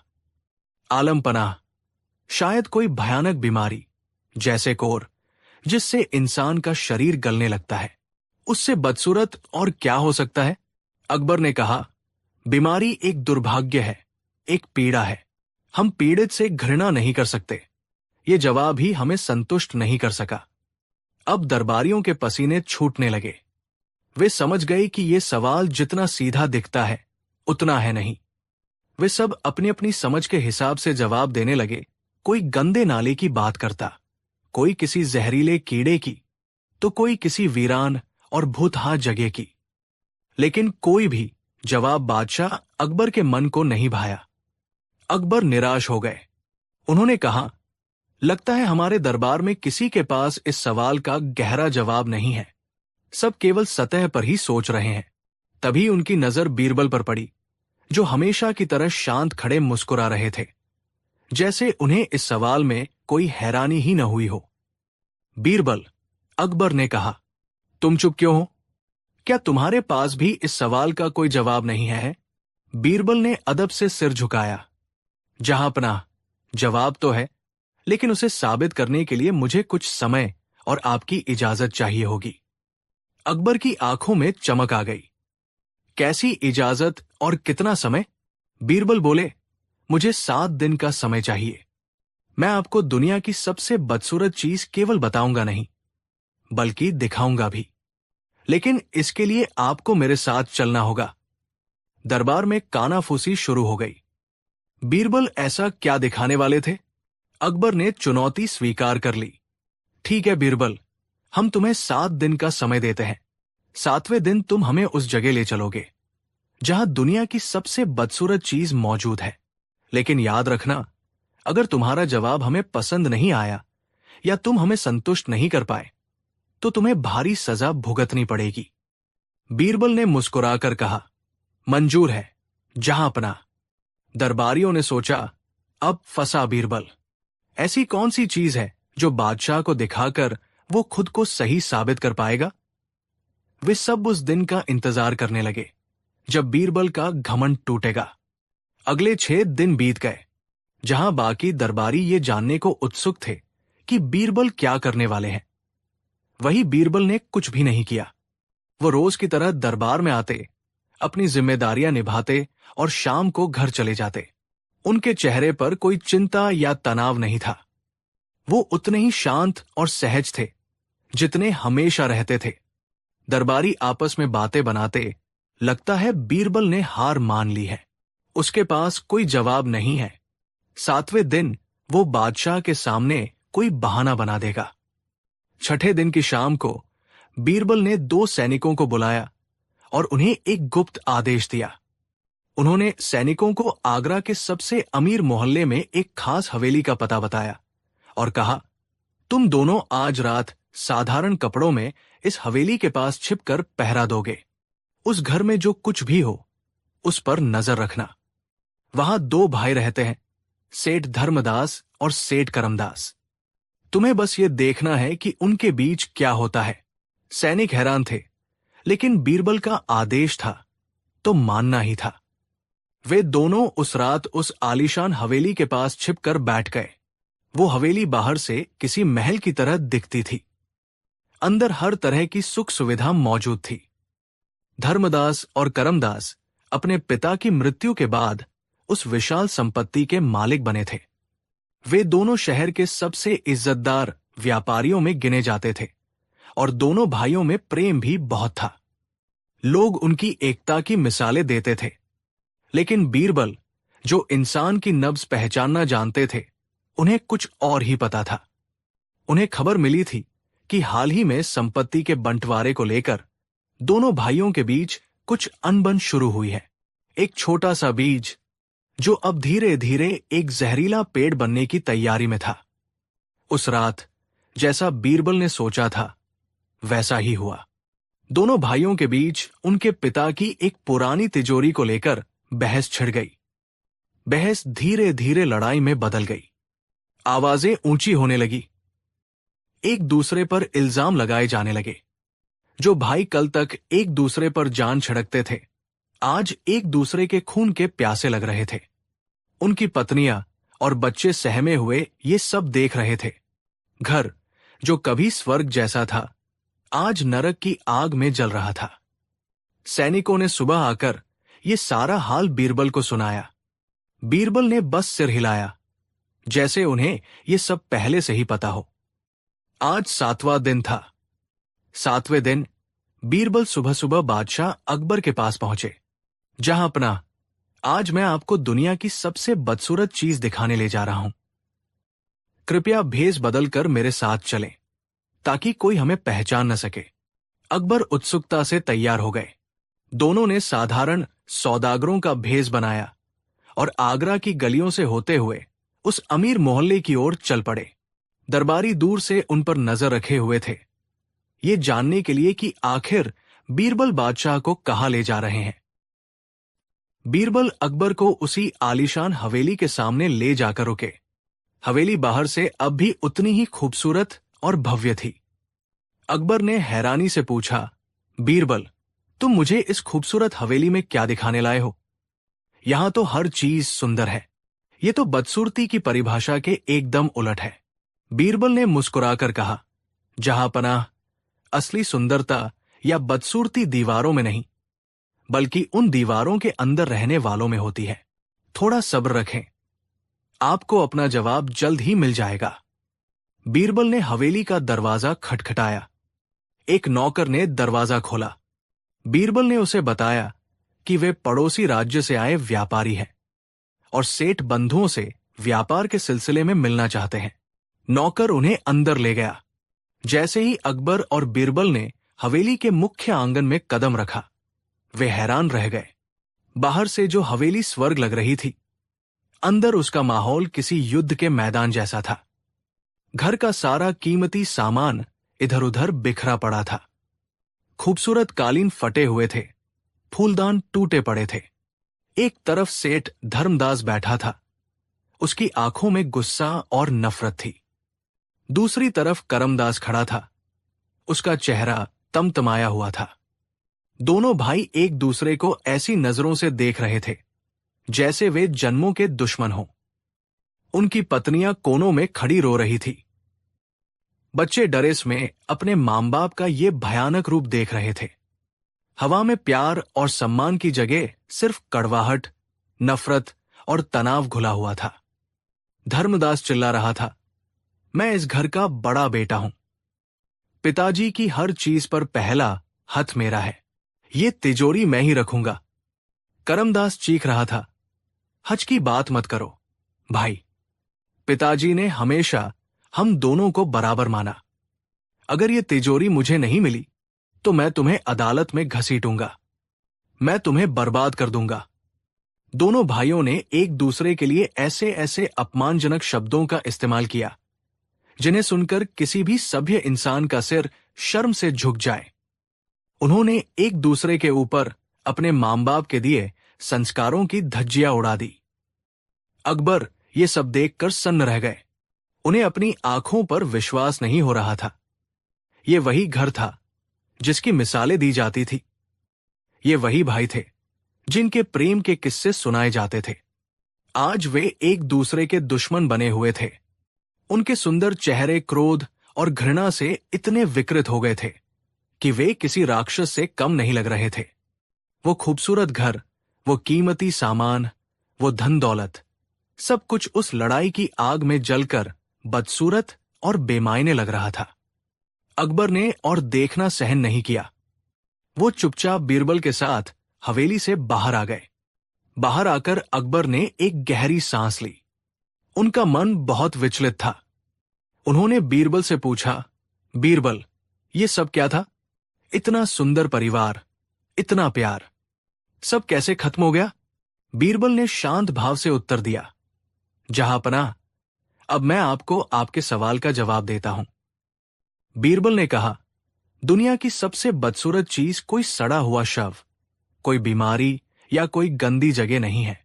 दुनिया की सबसे बदसूरत, सबसे घिनौनी और सबसे विनाशकारी चीज है कलह, यानी आपसी फूट, लड़ाई और नफरत।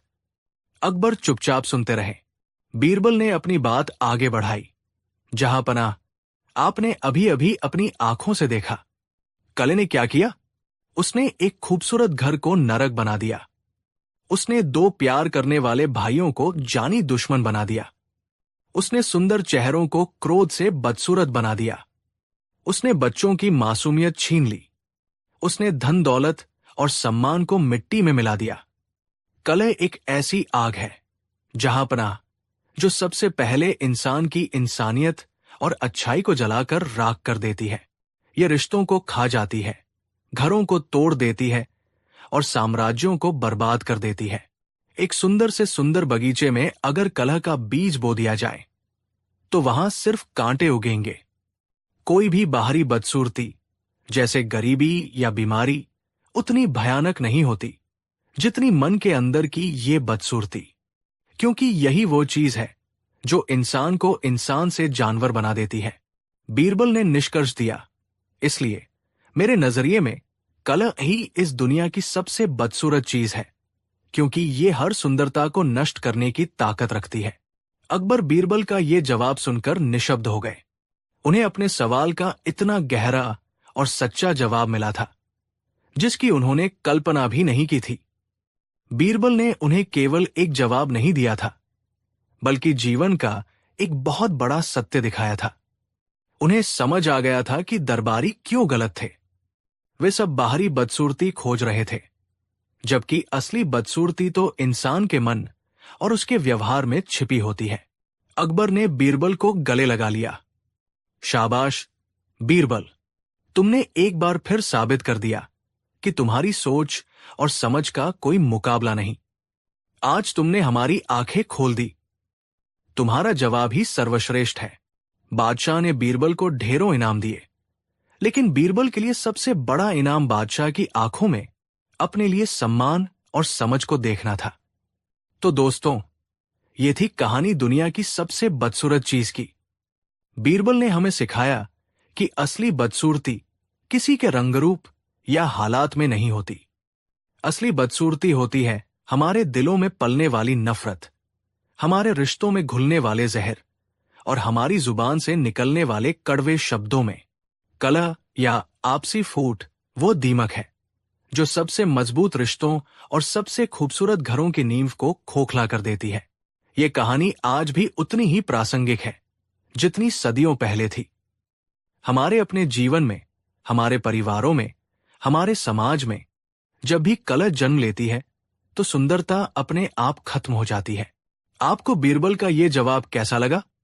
क्या आप उनकी इस बात से सहमत हैं? आपकी नजर में दुनिया की सबसे बदसूरत चीज क्या है? अपने विचार हमें नीचे कमेंट्स में लिखकर जरूर बताइए। कहानी 6। ये उन दिनों की बात है जब मुगल सल्तनत अपने चरम पर थी और बादशाह अकबर का दरबार एक से बढ़कर एक काबिल लोगों से भरा हुआ था। लेकिन उन सभी काबिल लोगों के बीच बीरबल का कद सबसे ऊंचा था।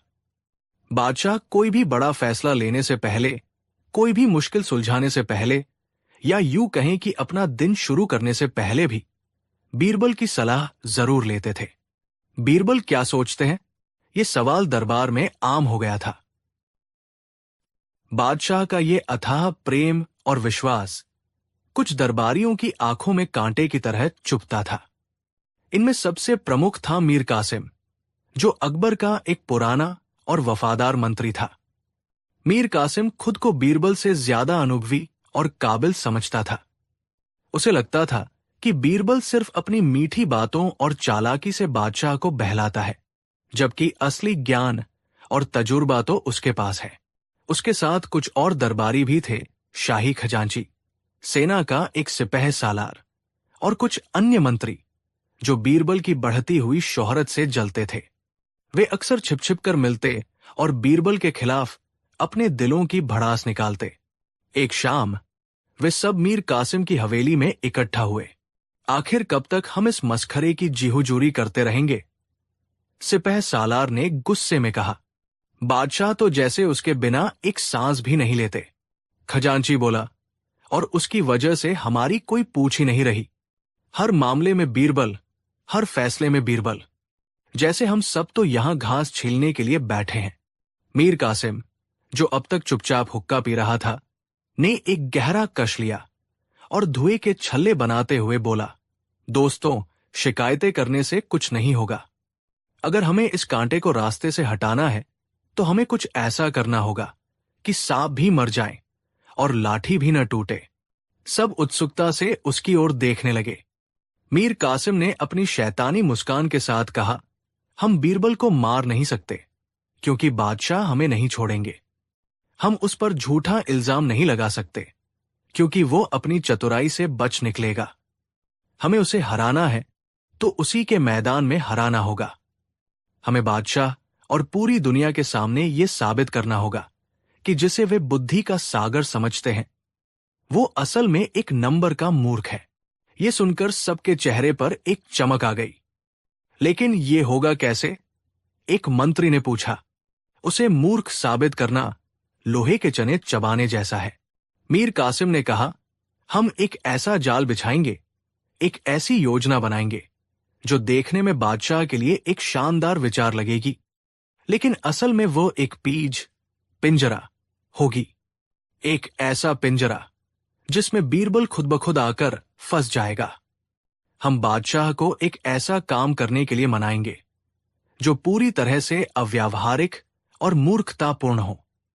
अगर बीरबल उस काम का समर्थन करता है तो वो मूर्ख साबित होगा, और अगर वो उसका विरोध करता है तो वो बादशाह की नाफरमानी का दोषी होगा। दोनों ही सूरतों में उसकी हार तय है। मीर कासिम ने अपनी योजना सबके सामने रखी और उसे सुनकर सभी दरबारियों की आंखें चमक उठीं। ये एक अचूक योजना थी, एक ऐसी साजिश जिससे बीरबल का बच निकलना नामुमकिन लग रहा था। अगले दिन मीर कासिम और उसके साथी दरबारी बड़े ही गंभीर और उत्साहित चेहरे बनाकर बादशाह अकबर के सामने पेश हुए। जहां अपना मीर कासिम ने अदब से झुककर कहा, कल रात हम सब आपके राज्य की भलाई और आपकी शान के बारे में सोच रहे थे। हमारे मन में एक अद्भुत विचार आया है। अकबर ने उत्सुकता से पूछा, कैसा विचार? मीर कासिम बोला, आलम पनाह, क्यों न हम अपनी प्रजा की वफादारी और आपके प्रति उनके प्रेम की एक परीक्षा लें। हम चाहते हैं कि आप एक शाही फरमान जारी करें। शहर के बाहर एक बहुत बड़ा हौद, तालाब खुदवाया जाए और फिर ये ऐलान किया जाए कि आने वाली अमावस्या की रात को शहर का हर नागरिक, चाहे अमीर हो या गरीब, अपने घर से एक लोटा दूध लाकर उस हौद में डालेगा। इस तरह सुबह तक हमारे पास एक दूध का सागर तैयार हो जाएगा। उस दूध से हम गरीबों और फकीरों के लिए एक विशाल भोज का आयोजन करेंगे। इससे आपकी शान पूरी दुनिया में फैलेगी और आपकी प्रजा का आपके प्रति प्रेम भी साबित हो जाएगा। अकबर को यह विचार बहुत पसंद आया। वो हमेशा से ही कुछ भव्य और अनोखा करने के शौकीन थे। दूध का सागर, ये कल्पना ही कितनी शानदार थी। वाह, क्या खूब सोचा है, अकबर ने कहा। यह तो एक बेहतरीन विचार है। इससे हमारी प्रजा की एकता भी दिखेगी। तभी, जैसा कि साजिशकर्ताओं ने सोचा था, अकबर ने अपनी आदत के अनुसार बीरबल की ओर देखा। बीरबल, इस योजना के बारे में तुम्हारी क्या राय है? अब सबकी नजरें बीरबल पर थी। ये उनकी साजिश का पहला और सबसे महत्वपूर्ण पड़ाव था। बीरबल के चेहरे पर एक हल्की सी मुस्कान थी, जिसे पथ पाना किसी के बस की बात नहीं थी। वो जानते थे कि ये योजना जितनी सीधी दिखती है, उतनी है नहीं। वो मीर कासिम और उसके साथियों की आंखों में छिपी शैतानी चमक को भी देख सकते थे। लेकिन बीरबल ने वही किया जिसकी उम्मीद किसी को नहीं थी। उन्होंने कहा, जहांपनाह, ये तो एक नेक और शानदार विचार है।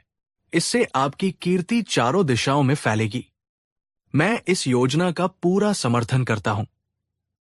ये सुनते ही मीर कासिम और उसके साथियों के चेहरे पर विजयी मुस्कान तैर गई। वे मन ही मन हंसे, फंस गया, इसने योजना का समर्थन कर दिया।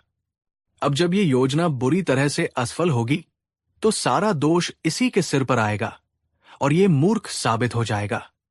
अकबर बीरबल की सहमति से बहुत खुश हुए और उन्होंने तुरंत दूध का सागर बनवाने का शाही फरमान जारी कर दिया। पूरे आगरा में मुनादी करवा दी गई। शहर के बाहर एक विशाल हौद की खुदाई शुरू हो गई। साजिशकर्ता अपनी पहली जीत का जश्न मना रहे थे। उन्हें यकीन था कि बीरबल उनके जाल में पूरी तरह से फंस चुका है। वे नहीं जानते थे कि बीरबल ने सिर्फ चारा निगला था। कांटा अभी भी उनके हाथ में ही था। अमावस्या की रात आ गई। घना अंधेरा छाया हुआ था। शहर के बाहर खोदे गए विशाल हौद के चारों ओर मशालें जल रही थी। लेकिन इतनी रोशनी काफी नहीं थी कि यह देखा जा सके कि कौन क्या डाल रहा है।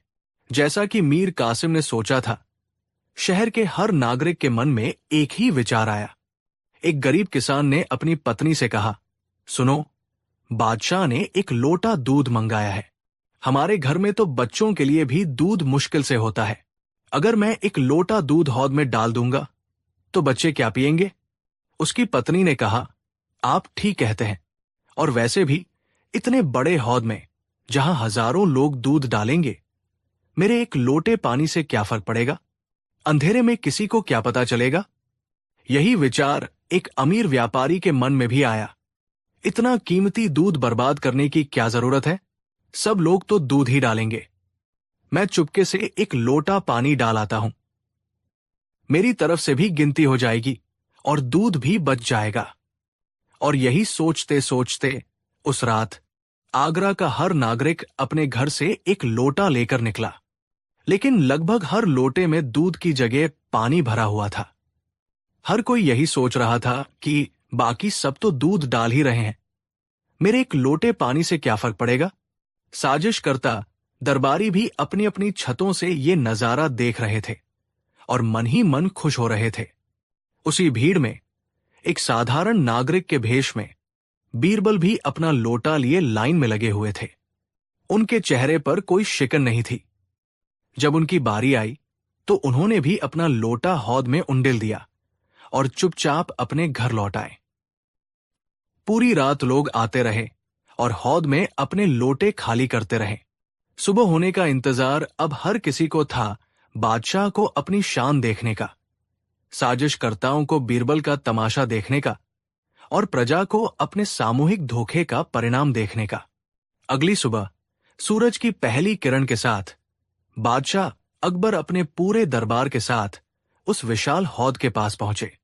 उनके चेहरे पर एक गर्व और उत्साह का भाव था। उन्हें यकीन था कि वो आज दूध का एक लहराता हुआ सागर देखेंगे। मीर कासिम और उसके साथी भी साथ थे। उनके चेहरों पर बड़ी मुश्किल से छिपाई गई एक कुटिल मुस्कान थी। जैसे ही अकबर हौद के किनारे पहुंचे, उनके चेहरे का रंग उड़ गया। हौद लबालब भरा हुआ था, लेकिन उसमें दूध की एक बूंद भी नहीं थी। वो दूध का नहीं, बल्कि साफ पानी का तालाब था। एक पल के लिए वहां मौत जैसा सन्नाटा छा गया। बादशाह अकबर का चेहरा शर्म और गुस्से से लाल हो गया। उन्हें अपनी आंखों पर विश्वास नहीं हो रहा था। उनकी प्रजा ने उनके साथ इतना बड़ा धोखा किया था। उनकी इतनी बड़ी योजना का इतना भद्दा मजाक बना दिया गया था। तभी मीर कासिम को अपना मौका मिल गया। वो नाटकीय ढंग से आगे बढ़ा और चिल्लाया, धोखा! जहां पनाह, ये सरासर धोखा है। आपकी प्रजा ने आपकी पीठ में छुरा घोंपा है और इस सब के जिम्मेदार हैं आपके सबसे चहेते सलाहकार बीरबल। उसने बीरबल की ओर उंगली उठाते हुए कहा, इन्होंने ही इस मूर्खतापूर्ण योजना का समर्थन किया था। एक बुद्धिमान सलाहकार का बर्ज होता है कि वो बादशाह को आने वाले खतरे से आगाह करे, लेकिन ये तो खुद ही इतने बड़े मूर्ख निकले कि इन्हें इतनी सीधी सी बात समझ नहीं आई कि लोग दूध की जगह पानी डालेंगे। इनकी मूर्खता की वजह से आज पूरी दुनिया के सामने आपकी और सल्तनत की बेइज्जती हुई है। इन्हें इनके पद से हटाकर सजा मिलनी चाहिए। बाकी साजिशकर्ता भी हाँ में हाँ मिलाने लगे। हाथ जहांपनाह, बीरबल को सजा मिलनी चाहिए। अब माहौल पूरी तरह से बीरबल के खिलाफ हो चुका था। बादशाह का गुस्सा सातवें आसमान पर था और उनकी नजरें बीरबल से जवाब मांग रही थी। बीरबल अपनी जिंदगी के सबसे बड़े इम्तिहान में खड़े थे। एक तरफ बादशाह का क्रोध था, दूसरी तरफ साजिशकर्ताओं का फैलाया जाल और तीसरी तरफ प्रजा का सामूहिक धोखा। लेकिन बीरबल के चेहरे पर घबराहट का कोई निशान नहीं था। वो शांत भाव से आगे बढ़े। उन्होंने बादशाह को सलाम किया और कहा, जहां पनाह, इसमें प्रजा का कोई दोष नहीं है और न ही ये योजना असफल हुई है, बल्कि ये तो हमारी उम्मीद से भी ज्यादा सफल हुई है। ये सुनकर सब हैरान रह गए। सफल हुई है? अकबर ने गुस्से से पूछा, क्या तुम्हें ये पानी का तालाब सफलता नजर आ रहा है बीरबल? बीरबल ने मुस्कुराकर कहा, जहां पनाह, ये पानी नहीं है, ये एक चमत्कार है। चमत्कार? मीर कासिम हंसा। अब तुम हमें कहानियां सुनाओगे? बीरबल ने उसे नजरअंदाज करते हुए कहा, जहांपनाह, मैंने इस योजना का समर्थन इसलिए किया था क्योंकि मुझे पता था कि आज की रात एक दिव्य घटना होने वाली है। स्वर्ग से देवता उतर कर आने वाले थे और इस हौद में स्नान करने वाले थे। मैंने प्रजा से दूध डालने को इसलिए कहा था क्योंकि दूध एक पवित्र वस्तु है, और देखिए, वही हुआ जिसका मुझे अंदेशा था। रात में देवता आए। उन्होंने इस पवित्र दूध के सागर में स्नान किया और उनके स्नान करने से ये दूध पवित्र होकर गंगा जल की तरह निर्मल जल में बदल गया। हमारी प्रजा का दूध देवताओं ने स्वीकार कर लिया। ये असफलता नहीं, बल्कि दैवीय स्वीकृति है। ये सुनकर दरबारियों के मुंह खुले के खुले रह गए। ये कैसा तर्क था? मीर कासिम ने खुद को संभालते हुए कहा, यह बकवास है। तुम हमें बेवकूफ बना रहे हो। इसका क्या सबूत है? अब बीरबल ने अपना आखिरी और सबसे बड़ा दाव चला। उन्होंने कहा, सबूत है मीर कासिम। कहते हैं कि जब देवता स्नान करते हैं तो वे अपने पीछे एक निशानी छोड़ जाते हैं। इस हौद के ठीक बीच में, तली में, एक जादुई कमल का फूल खिला है। लेकिन उस फूल की खासियत यह है कि वो सिर्फ उसी इंसान को दिखाई देता है जिसने अपने जीवन में कभी कोई पाप न किया हो, कभी झूठ न बोला हो और जो अपने बादशाह का सच्चा वफादार हो। ये कहकर बीरबल मीर कासिम की ओर मुड़े। मीर कासिम जी, आप तो बादशाह के सबसे पुराने और वफादार मंत्री हैं। आपसे ज्यादा सच्चा और निष्पाप कौन हो सकता है? मैं आपसे दरख्वास्त करता हूं कि आप इस हौद में उतरें और वो जादुई कमल का फूल निकालकर जहांपनाह के कदमों में अर्पित करें। अब पासा पूरी तरह से पलट चुका था। मीर कासिम और उसके साथियों के पैरों तले जमीन खिसक गई। वे अपने ही बुने जाल में बुरी तरह फंस चुके थे। अगर वे कहते कि उन्हें कोई फूल नहीं दिख रहा, तो वे खुद को पापी, झूठे और बादशाह के गद्दार साबित कर देते। और अगर वे हौद में उतरते तो उन्हें सिवाय पानी और कीचड़ के कुछ नहीं मिलता और वे सबके सामने झूठे पड़ जाते। मीर कासिम का चेहरा पीला पड़ गया। वो हकलाने लगा, मैं मुझे तैरना नहीं आता। बीरबल ने तुरंत सिपह सालार की ओर देखा। सिपह सालार जी, आप तो एक बहादुर योद्धा है, आप जाइए। सिपह सालार ने बहाना बनाया, मुझे आज सुबह से ठंड लग रही है, पानी में नहीं जा सकता। एक एक करके बीरबल ने सभी साजिशकर्ताओं से पूछा और सबने कोई न कोई बहाना बनाकर मना कर दिया। अब बादशाह अकबर को सारी कहानी समझ आ चुकी थी। वो समझ गए थे कि ये दूध का सागर की योजना असल में बीरबल के खिलाफ एक साजिश थी। वो बीरबल की बुद्धिमत्ता देखकर अपनी हंसी नहीं रोक पाए। बीरबल ने न सिर्फ अपनी इज्जत बचाई, बल्कि उन्हीं के हथियार से उन सभी साजिशकर्ताओं को मात दे दी थी। अकबर ने उन सभी दरबारियों को कड़ी सजा दी और बीरबल को एक बार फिर अपने गले से लगा लिया। बीरबल, तुम सच में लाजवाब हो। तुमने ये साबित कर दिया कि बुद्धि की तलवार के आगे हर साजिश का सिर झुक जाता है। तो दोस्तों, ये थी कहानी उस खतरनाक साजिश की जिसे बीरबल ने अपनी चतुराई से नाकाम कर दिया। ये कहानी हमें सिखाती है कि ईर्ष्या और नफरत की आग में इंसान दूसरों को जलाने के लिए जो गड्ढा खोदता है, अक्सर वो खुद ही उसमें गिर जाता है। ये हमें ये भी सिखाती है कि सच्ची बुद्धि सिर्फ समस्याओं को सुलझाना नहीं है, बल्कि मानव स्वभाव को समझना और किसी भी परिस्थिति को अपने पक्ष में मोड़ लेने की कला है। आपको बीरबल का ये जवाब कैसा लगा? क्या आप सोच सकते थे कि वो इस जाल से ऐसे बाहर निकलेंगे? हमें कमेंट्स में जरूर बताइए। कहानी 7। ये उन दिनों की बात है जब गर्मियों का मौसम अपने चरम पर था। सूरज आग उगल रहा था और गर्म हवा के थपेड़ों ने आगरा के लोगों को घरों में कैद रहने पर मजबूर कर दिया था। बादशाह अकबर अपने भव्य दरबार में बैठे थे, लेकिन उनका मन किसी भी काम में नहीं लग रहा था। राजकाज की फाइलें, मंत्रियों की रिपोर्टें और न्याय की गुहारें सब उन्हें नीरस और उबाऊ लग रही थी। उनकी नजर अपने दरबारियों पर पड़ी। कोई ऊँग रहा था, कोई पसीना पोंछ रहा था, तो कोई पंखे से हवा झल रहा था। पूरे दरबार में एक अजीब सी सुस्ती और आलस का माहौल था। अकबर को यह देखकर ची होने लगी। उन्हें अपने दरबारियों की बुद्धिमत्ता को परखने और इस सुस्त माहौल में थोड़ी हलचल मचाने की एक तरकीब सूझी।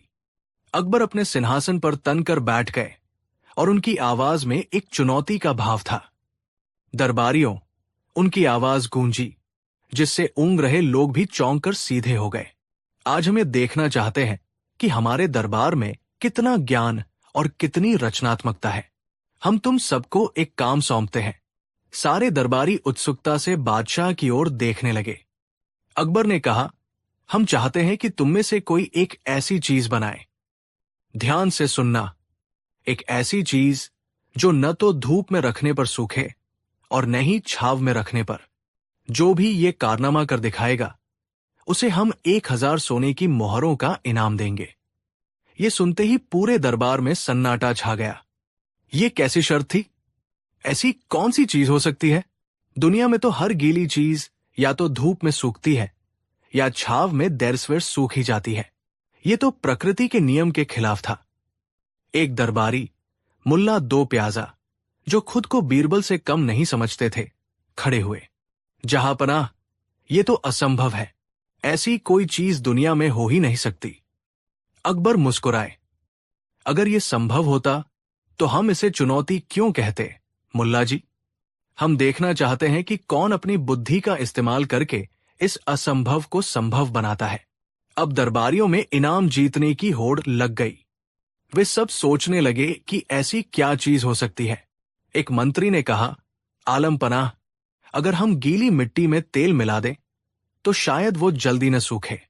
दूसरे ने कहा, नहीं, अगर हम किसी खास जड़ी बूटी का लेप बनाकर लगाएं तो हो सकता है उस पर धूप का असर न हो। दरबार में तरह तरह की अटकलें लगने लगी, लेकिन किसी के पास कोई ठोस जवाब नहीं था। अकबर ने सबको एक दिन का समय दिया। कल तक का समय है तुम्हारे पास। जाओ, सोचो और बना कर लाओ। कल हम देखेंगे कि किसकी बुद्धि सबसे तेज है। सारे दरबारी अपने अपने घरों की ओर चल पड़े। उनके दिमाग में बस एक ही सवाल घूम रहा था। वे जानते थे कि ये चुनौती असल में बीरबल के लिए ही थी। वे सब मन ही मन खुश हो रहे थे कि इस बार बीरबल जरूर फंसेगा और बादशाह के सामने उसकी हेकड़ी निकल जाएगी। बीरबल, जो अब तक चुपचाप सब कुछ सुन रहे थे, बस मंद मंद मुस्कुरा रहे थे। उनकी खामोशी दरबारियों को और भी बेचैन कर रही थी। अगले दिन दरबार फिर से लगा। माहौल में गर्मी के साथ साथ उत्सुकता भी थी। एक एक करके दरबारी अपनी खोज के साथ बादशाह के सामने पेश होने लगे। पहला मंत्री एक थाली में गीली मिट्टी का एक गोला लेकर आया, जिसमें उसने तरह तरह के तेल मिलाए थे। जहांपनाह, ये देखिए, ये जल्दी नहीं सूखेगा। अकबर ने एक सैनिक को उसे कड़ी धूप में रखने का आदेश दिया। कुछ ही घंटों में मिट्टी का गोला सूखकर पत्थर हो गया और उसमें दरारें पड़ गई। मंत्री का मुंह लटक गया। दूसरा दरबारी एक कपड़े का टुकड़ा लेकर आया, जिसे उसने मोम और किसी चिपचिपे पदार्थ में डुबोया था। हुजूर, इस पर पानी का असर नहीं होता तो ये सूखेगा भी नहीं। उसे भी धूप में रखा गया। मोम पिघल गया और कपड़ा कुछ ही देर में कड़क हो गया। एक के बाद एक दरबारी आते गए और अपनी अजीबोगरीब चीजें पेश करते गए। कोई खास किस्म का पत्थर लाया तो कोई किसी जानवर की चर्बी का लेप, लेकिन हर चीज या तो धूप में सूख गई या छाव में रखने पर उसका पानी उड़ गया। अकबर की निराशा बढ़ती जा रही थी और दरबारियों का मजाक बन रहा था। अंत में अकबर ने बीरबल की ओर देखा, जो खाली हाथ खड़े थे। बीरबल, लगता है आज तुम्हारी बुद्धि ने भी जवाब दे दिया। तुम खाली हाथ क्यों खड़े हो? क्या तुम हमारी चुनौती पूरी नहीं कर सके? अकबर ने व्यंग्यात्मक लहजे में पूछा। दरबारी मन ही मन खुश हो रहे थे। उन्हें लगा, आज बीरबल की हार पक्की है। बीरबल ने अदब से सिर झुकाया और कहा, जहांपनाह, ऐसी चीज बनाने के लिए कुछ खास सामग्री और मेहनत की जरूरत होती है। अगर आप मुझे इजाजत दें और मेरी मांगी हुई चीजें मुहैया करा दें, तो मैं कल आपके सामने वो चीज बनाकर पेश कर दूंगा। अकबर की उत्सुकता बढ़ गई। क्या चाहिए तुम्हें? बीरबल ने कहा, जहांपनाह, मुझे बस एक बहुत भारी पत्थर की सिल, एक हथौड़ा और एक छेनी चाहिए, और कल सुबह आप सभी को महल के बगीचे में उपस्थित होना होगा। ये सुनकर सब हैरान रह गए। पत्थर, हथौड़ा और छेनी, इन चीजों से ऐसी कौन सी वस्तु बनेगी जो सूखती नहीं? एक दरबारी ने फुसफुसाकर कहा, लगता है बीरबल पागल हो गया है। वो पत्थर से कोई मूर्ति बनाएगा, लेकिन उसका इस पहेली से क्या लेना देना? अकबर ने बीरबल की मांग स्वीकार कर ली। ठीक है बीरबल, तुम्हें तुम्हारी चीजें मिल जाएंगी, लेकिन याद रखना, अगर कल तुम नाकाम हुए तो इनाम की जगह सजा मिलेगी। बीरबल ने मुस्कुराकर कहा, मुझे आपकी शर्त मंजूर है जहांपनाह। उस रात दरबारियों को नींद नहीं आई। वे यही सोचते रहे कि आखिर बीरबल इन साधारण औजारों से ऐसा क्या चमत्कार करने वाला है। अगली सुबह, जैसा कि तय हुआ था, बादशाह अकबर और उनके सभी दरबारी महल के बगीचे में इकट्ठा हुए। सुबह की धूप तेज होने लगी थी। बगीचे के बीचों बीच एक बहुत बड़ा और भारी पत्थर रखा हुआ था। उसके पास ही एक बड़ा हथौड़ा और एक छेनी पड़ी थी। बीरबल वहां पहुंचे। उन्होंने अपने कीमती दरबारी कपड़े उतारकर एक तरफ रख दिए और साधारण मजदूरों जैसे वस्त्र पहन लिए। उन्होंने अपनी कमर कस ली और हाथ में हथौड़ा और छेनी उठा ली। सब लोग हैरान थे कि बीरबल ये क्या करने जा रहे हैं। अकबर ने पूछा, बीरबल, ये सब क्या है? तुम्हारी वो चमत्कारी चीज कहाँ है? बीरबल ने जवाब दिया, जहांपनाह, मैं अब उसे बनाने ही जा रहा हूं। बस आप सब शांति से देखते जाइए। ये कहकर बीरबल ने छेनी को पत्थर पर टिकाया और पूरे जोर से उस पर हथौड़े से वार करना शुरू कर दिया। टक टक टक की आवाज पूरे बगीचे में गूंजने लगी। बीरबल उस कठोर पत्थर को तोड़ने या उसे कोई आकार देने की कोशिश कर रहे थे। सूरज सिर पर चढ़ने लगा। धूप तेज और तेज होती गई। बीरबल बिना रुके पूरी लगन और ताकत से पत्थर पर वार करते रहे। वो कोई कुशल कारीगर नहीं थे, इसलिए उनका हर वार बहुत मेहनत की मांग कर रहा था। दरबारी आपस में कानाफूसी करने लगे। ये तो समय बर्बाद कर रहा है, बादशाह को बेवकूफ बना रहा है। मुल्ला दो प्याजा ने अकबर से कहा, हुजूर, ये तो बस मेहनत मजदूरी कर रहा है, इसमें चुनौती का जवाब कहाँ है? अकबर ने उन्हें चुप रहने का इशारा किया। उनकी नजरें बीरबल पर टिकी थी। वो देखना चाहते थे कि इस नाटक का अंत क्या होता है। 1 घंटा बीत गया, फिर 2 घंटे। बीरबल पसीने से तरबतर हो गए। उनके माथे से, गर्दन से और पीठ से पसीने की बूंदें टपक रही थी। उनका पूरा शरीर पसीने से भीग गया था, जैसे किसी ने उन पर पानी डाल दिया हो।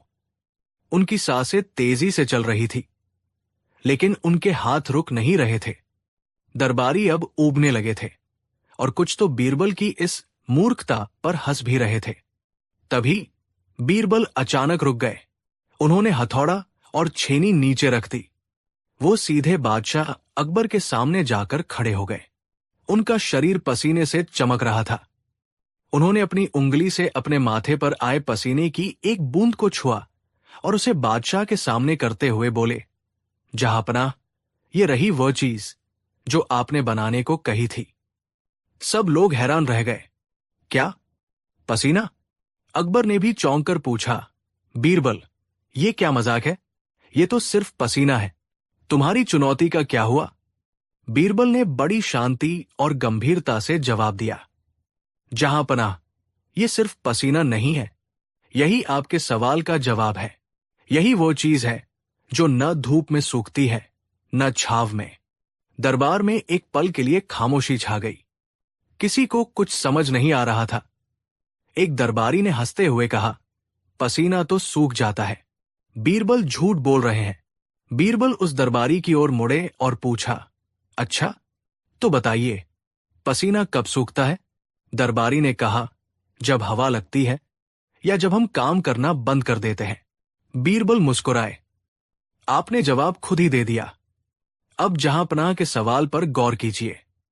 बीरबल ने अकबर को संबोधित करते हुए अपनी बात समझानी शुरू की।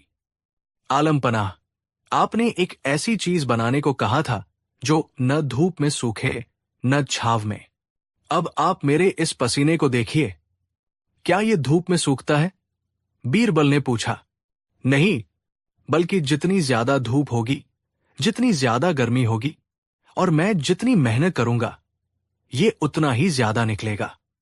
तो ये धूप में सूखता नहीं, बल्कि और बढ़ता है। अब दूसरा सवाल बीरबल ने जारी रखा, क्या ये छाव में सूखता है? अगर मैं इसी पत्थर को किसी पेड़ की छाव में ले जाकर तोड़ूं और उतनी ही मेहनत करूं, तो क्या मुझे पसीना नहीं आएगा? बिल्कुल आएगा। तो ये छाव में भी नहीं सूखता। बीरबल ने एक पल का विराम लिया और फिर अपनी सबसे महत्वपूर्ण बात कही, जहांपनाह, पसीना धूप या छाव की वजह से नहीं सूखता। ये तब सूखता है जब इसे पैदा करने वाली मेहनत बंद हो जाती है। ये मेहनत का पानी है, कर्म का अमृत है। इसका सूखना या निकलना मौसम पर नहीं, हमारे परिश्रम पर निर्भर करता है। ये सुनते ही बादशाह अकबर की आंखें आश्चर्य और प्रशंसा से चौड़ी हो गई। दरबारियों के मुंह खुले के खुले रह गए। उन्हें अपनी कानों पर विश्वास नहीं हो रहा था। बीरबल ने एक साधारण सी शारीरिक क्रिया को कितनी गहरी दार्शनिक सोच से जोड़ दिया था। अकबर अपने सिंहासन से उठे और बीरबल के पास आए। उन्होंने बीरबल की पीठ थपथपाई। वाह बीरबल, वाह! मान गए तुम्हारी बुद्धि को। तुमने न सिर्फ हमारी चुनौती पूरी की, बल्कि हमें एक बहुत बड़ा सबक भी सिखाया है।